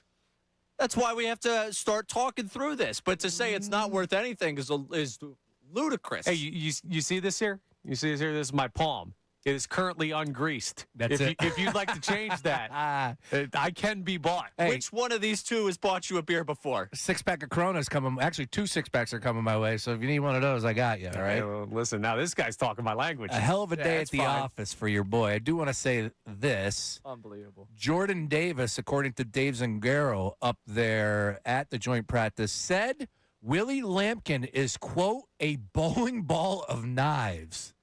That's a hell of a take right there. Yeah, that's a heck of a take right there. A bowling ball of knives. I would imagine you wouldn't see a bowling ball of knives though wouldn't go very far because it's not going to roll. It's a heck of a weapon, but Right. The knives could pop out. You have to put yourself. One thing I've known over the years, the defensive line, offensive line, they're different. They're a different bird. right. Different cats. Their humor's different. From just a whole different part of the world, as far as I'm concerned. So, bowling ball of knives. If you're in Jordan Davis's mind, the hell does he mean by that? He's competing against him, right? Right. And essentially, like he's rolling, but like his hands are out. Like that's my take, Yeah, I guess. he's a lot to deal with in terms of the physicality, but also he's going to stab you. He's making a name for himself, Yeah. which is really cool. That's good. It's good. The offensive line depth was a big question coming into this season. It was a good question for someone to have about this team. And certainly we've started to learn a little bit more about it. So, hey, listen. 1 o'clock hour here brought to you by Morgenstern Hair Restorations. Great teams stick together. So does great hair. Morgenstern Hair Restoration Championship results. Visit morgensternhair.com. Call 610-831-HAIR. Sorry about that. Stepped on you. My bad. Fair to say, Jason Kelsey was undersized, right? He was undersized center. Sure. Okay. Well, that's what the write-up is on Mr. Lampkin here. So, hey, the eye in the sky don't lie, and he had the highlight from that game, although there was only like 2 or 3 from the Eagles' perspective, but everybody was ranting. Look, if you make Brian Baldinger's reel, I'm sold. And there's nothing better than Baldy breaking down the film while he's on the airplane with his big old finger hanging out, and he's just like, look, yeah, the caveman style. I love me some Baldy breakdowns. Speaking of being in the air, DeCecco just on the helipad for Jeffrey Lurie's helicopter? Could have been Jeffrey Lurie. Could have been Kenny Chesney. Could have been Robert Kraft. That's a good point. Could have been LeBron James. Remember, he's going to be on a helicopter. No, it wasn't LeBron James. No? No, because we know LeBron's, I believe, out in the town he lives in or has lived in for the last 8 years working out. That picture, again, I'm going to retweet it at 97.5, at 975 Middays. It's LeBron, it's Tyrese Maxey, and in the middle, it's Jaylen Brown, who is just ripped. He is chiseled. Dude has, look, I'm comfortable. I can always tip my cap to another man. Connor works out. Yeah, so we're going to get to that coming up. I got a question off of this because Connor Thomas this morning compared himself to Jaylen Brown. Whoa. Whoa. I don't know if I'd go that far. See, you know what? Hurt people, right? And you're upset over the good question. Great question. That's a great tease right there, Connor. I don't get any points for that. Hurt people, You guys aren't going to win me back over this. Finals I'm livid. MVP, Connor Thomas, apparently. Could be. Yep. So that's coming up. We're gonna dive into how Connor believes he's like Jaylen Brown and should be treated just like Jaylen Brown. But to those workout videos, I felt something. I felt some type of way watching that. Did it move? Oh, there's a little bit of movement. I was feeling some type of way watching them operate together. Also, LeBron James controlling the basketball, making the read, getting the ball to Jaylen Brown, getting the ball to Tyrese Maxey. LeBron will come, Ray. Reverse. Woo, that's my basketball team this year. It's the Shannon Sharp gif of him drinking the Mountain Dew. Yeah, man. Please tell me that's not the noise you make. God, I feel for Fake Alley or whatever. That's great. Oh, first day. Relax, man. Everybody relax. Everybody calm down over there. Fake Alley.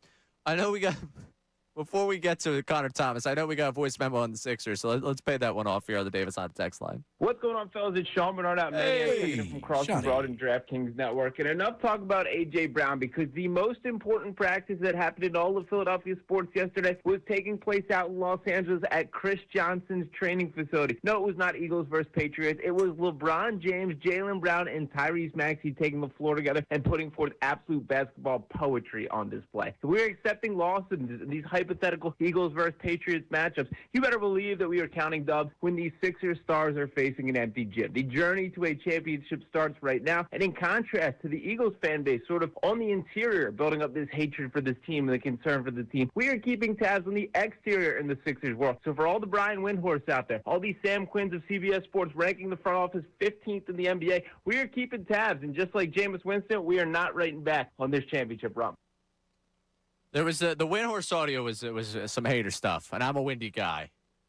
Yeah. Windy saying that LeBron's only gone over 50 wins in the last however many years, twice. It's like, all right, dude, I don't know. Have you ever looked at the Lakers roster over the last 8 years compared to the Sixers? What we're going to find out, and what's going to be really awesome, because I don't care at all for the Lakers. It's not that I hate them. It's just like I don't care for them at all. The fall from grace post-LeBron for them is going to be awesome. It's not a family business anymore. The care and attention there is going to be different. Bus cared about their success. Yeah, she wanted them to be good. They didn't trade Luka again, did they? No. Okay, Luka and who? Austin Reeves? Oh, that's a 1-2 that's going to win the West. They had something cooking. I like to get a guess. I'm a Reddit guy. I'm not writing off the Lakers like you are. All right, yeah. Congrats. They'll win the sweepstakes to be third in the West. Who was on the finals team in Dallas with Luka? That you could point to. Fair. All right, fine. Who was the team in the West that was like the Thunder and the Spurs? And I'm not coming at you. I'm just asking that question. I don't know. As long as Luka's there, I think that they have a chance to compete for anything. Yeah, they compete for what the Western Conference this year to me is who's going to be third. That's the intrigue of the West. Yeah. Yeah, they'll be one hell of a play-in team. I'm excited to see that.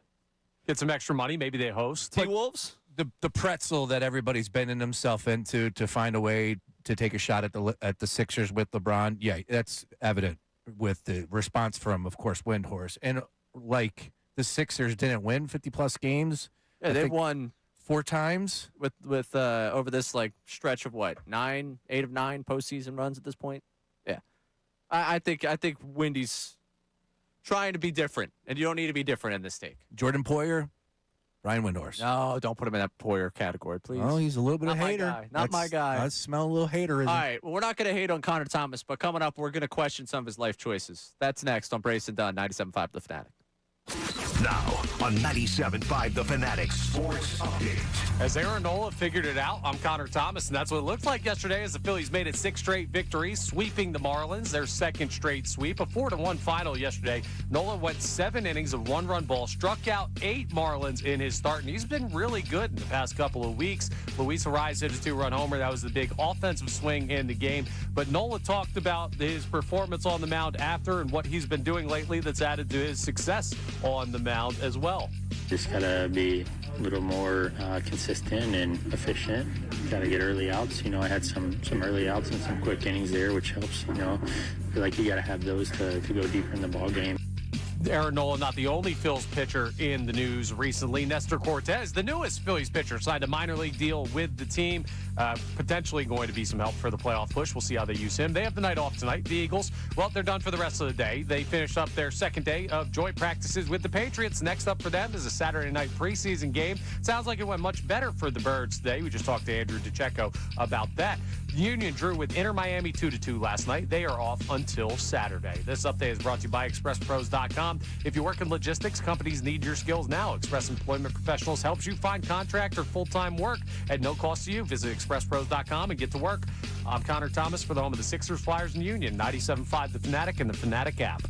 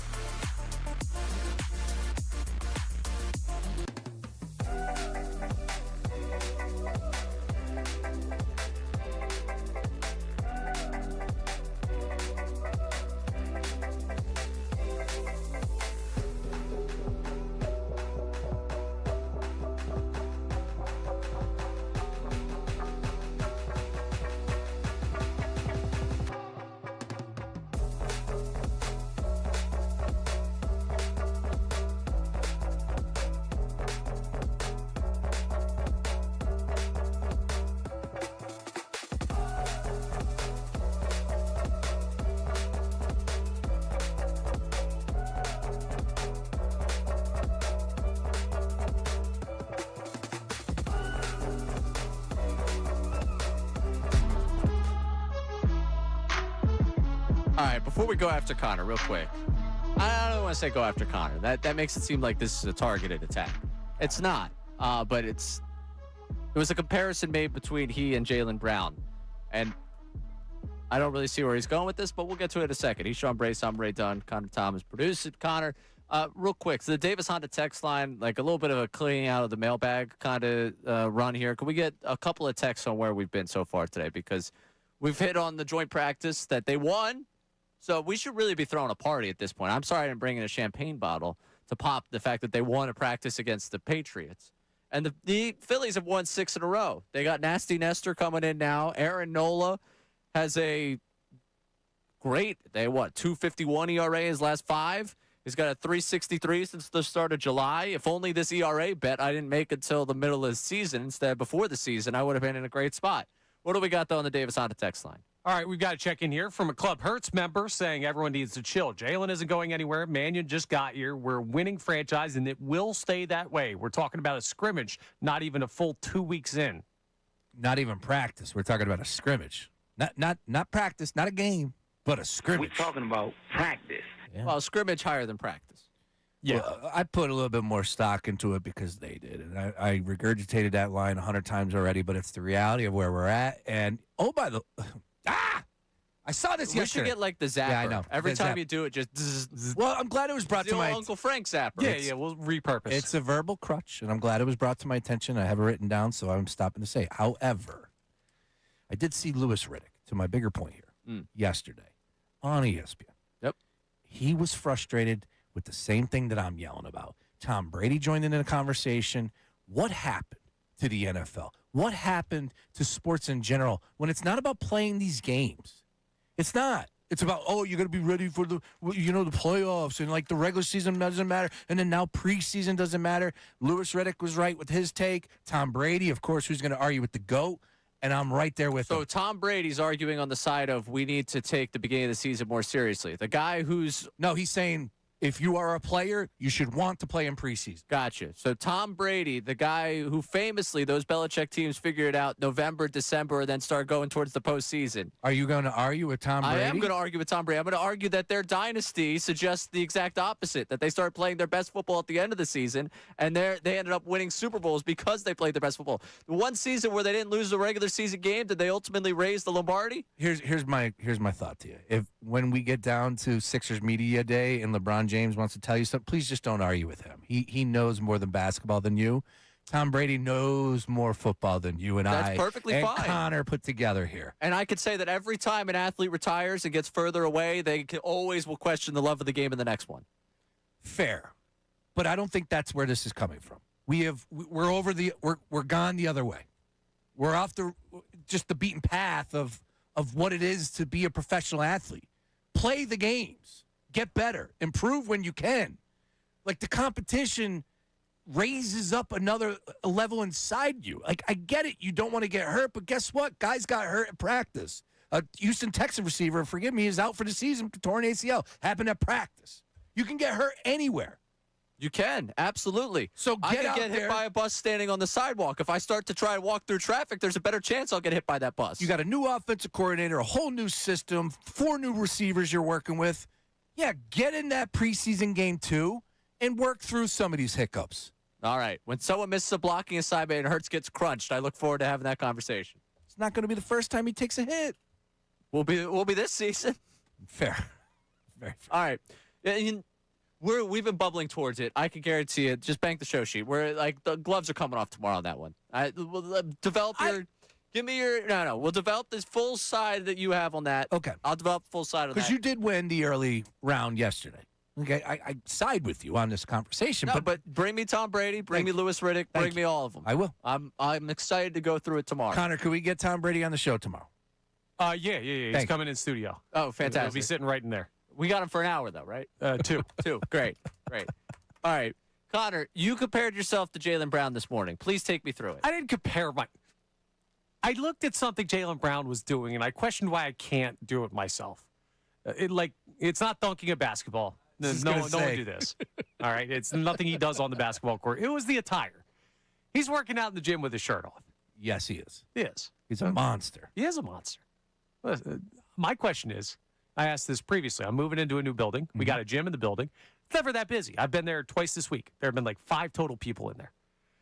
I was wondering, would it be acceptable if I worked out in the gym with my shirt off? You're not Jaylen. I would say no. You're not Jaylen Brown. I understand. I don't, but I'm playing at a lower level than Jaylen Brown. It's an apartment gym. I immediately say no. Why? And all right, I think like it's gym etiquette. 1, you should be clothed, right? You should wear clothes. That's 1. True. 2, the sweat. Now I know what you're gonna say. Hang on. The sweat factor.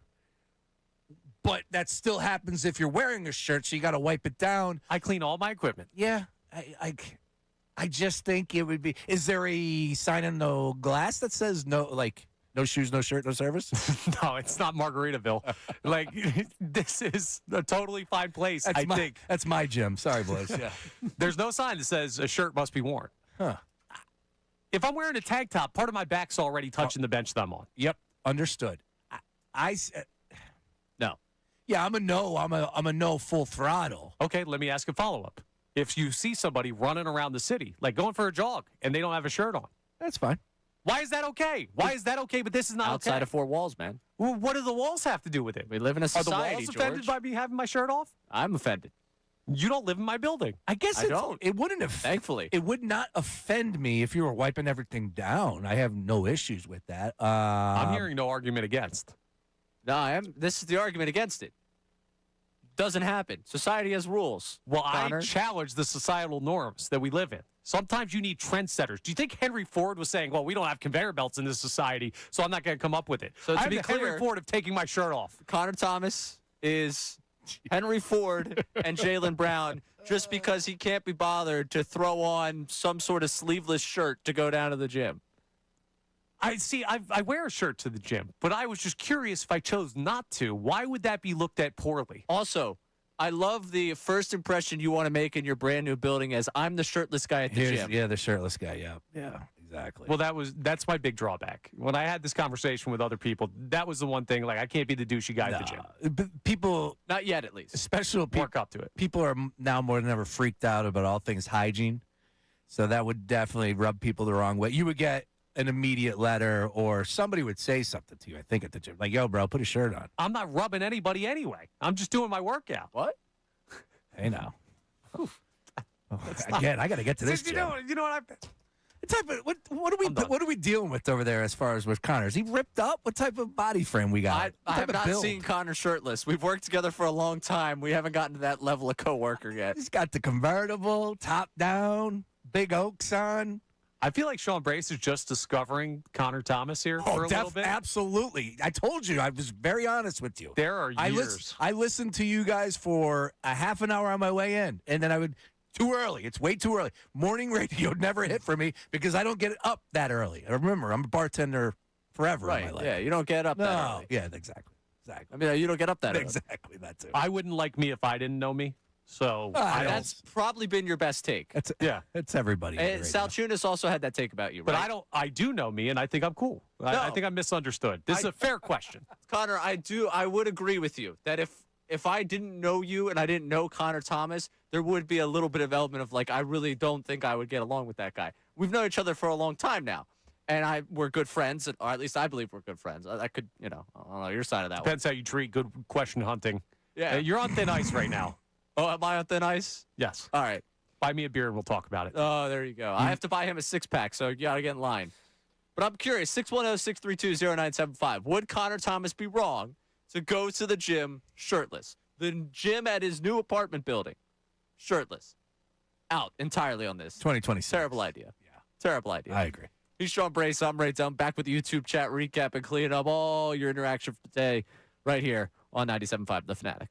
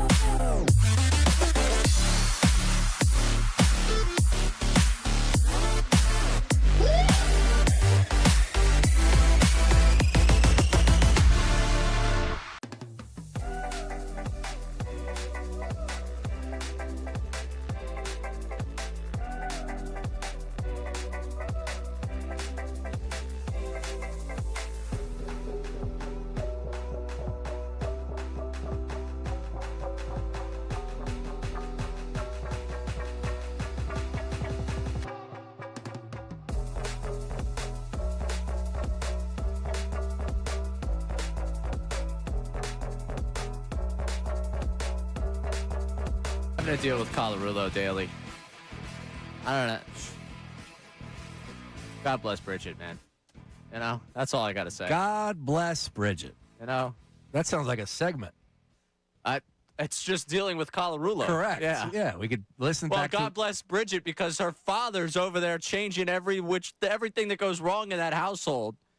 Yesterday, he's telling me that they're going to have father-in-law or his wife up there getting the leaves out of the gutter. He's just going to be sitting down there drinking a Mai Tai, watching away as the supervisor.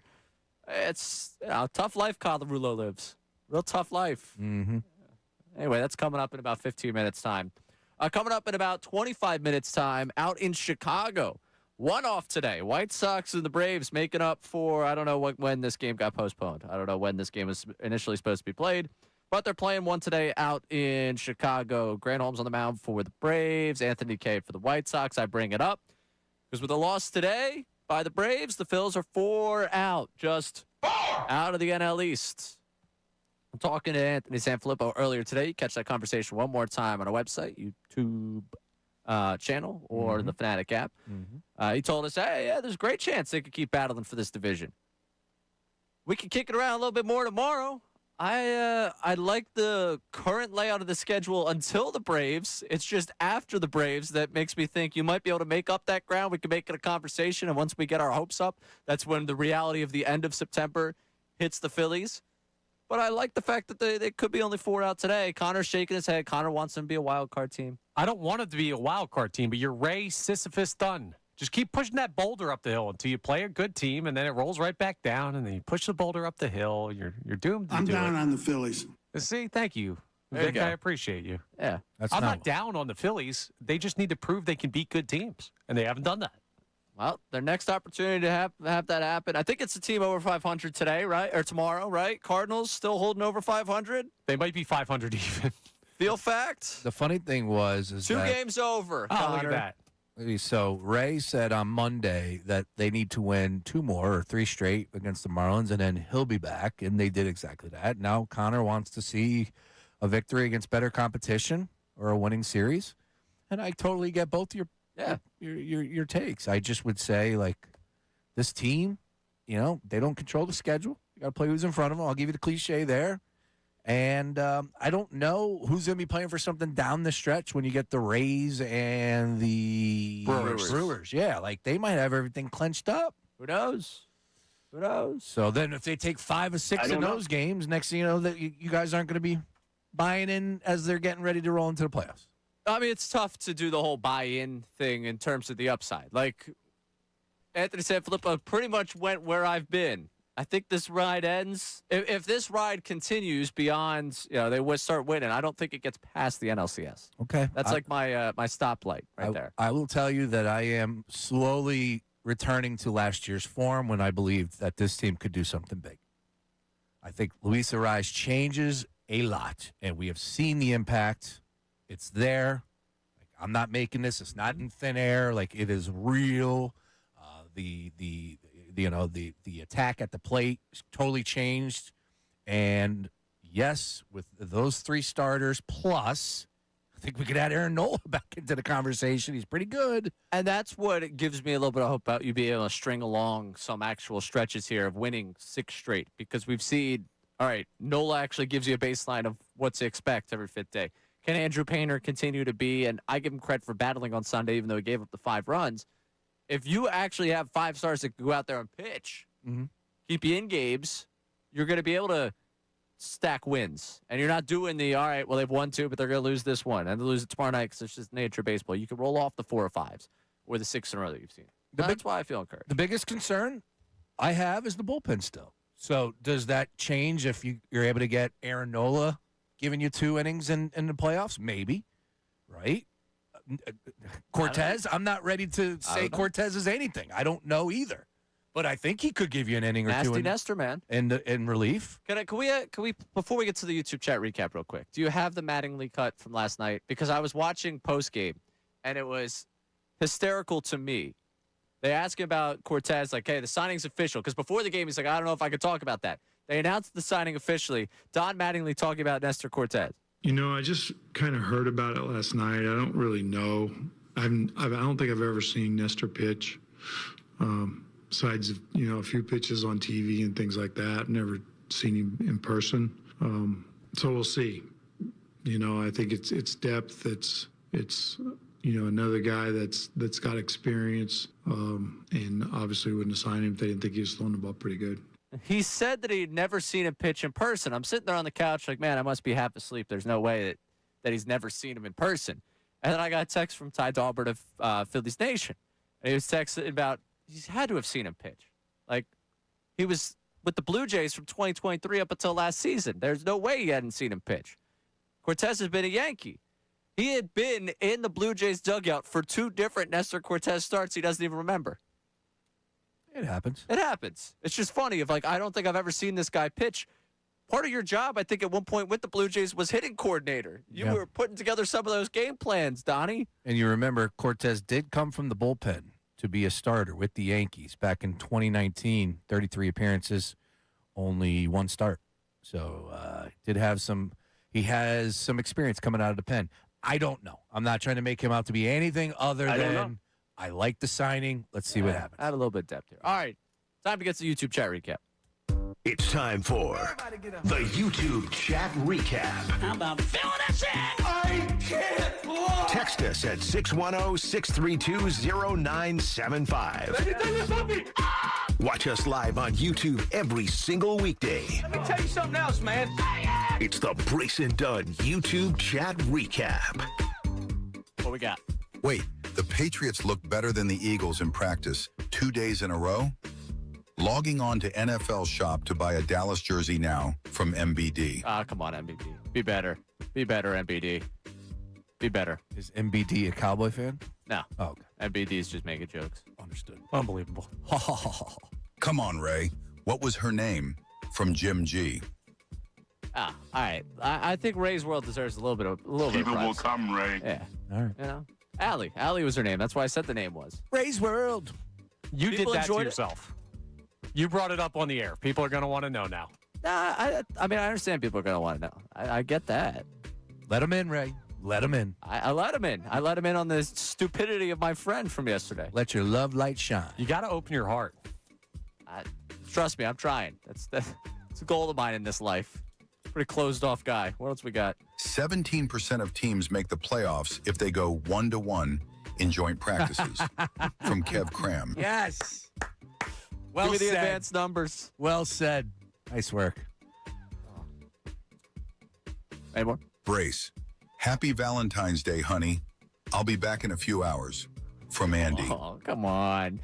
Andy, you'll be there for Valentine's Day, at least until 4 o'clock, right? Yeah. You put about an hour shift in for pregame of the Super Bowl. I would imagine if there is a Super Bowl pregame again this year, I could guess that Connor and I will be on it once more. Yeah, probably. I'm like kicking the door and make an appearance in somebody's pre or post games. Force my way in. Especially if it's down there in the lot. Oh, I'm coming to you. Hi. All right. Fair enough. Well, I guess assuming the Eagles are in it. If the Eagles are in it. Well, I'm we're just all talking gonna be regular working. season. Oh, Yeah. I know we'll see. We were talking Super Bowl here. I was saying Super Bowl pregame's probably been 2 of us because everyone else is Valentine's Day. Inglewood. Yeah. Always up to no good. We'll go to California. Ray, you'll be my Valentine. Oh, that's so sweet of you. What else you got? Wow. 1 loss for the Pats, and AJ is already crawling back to Jalen. Unbelievable. From Colby. They said I was a diva. I love it. I need Drake May to have asked Jalen Hurts about playing with A.J. Brown. All right. Any more for us? No, that's what we got. All right. That's the YouTube chat recap for you. Thank you very much, Connor Thomas. Shout out to everyone working behind the scenes with us today. Good stuff. We got the boys coming up next. Have you noticed this? This is the first I've really been in here. It's like we're zoo animals. They realize there's an out time, right? Yeah. I'm making sure you get on TV at the right time. I don't want you to get yelled at by Booney. Yeah. Well, you need to be in your seat when it's the end of my show, Bill. All right? Unhinged with Bill Colarulo and Ricky Metallico coming up next. This has been Brace Dunne. We'll talk to you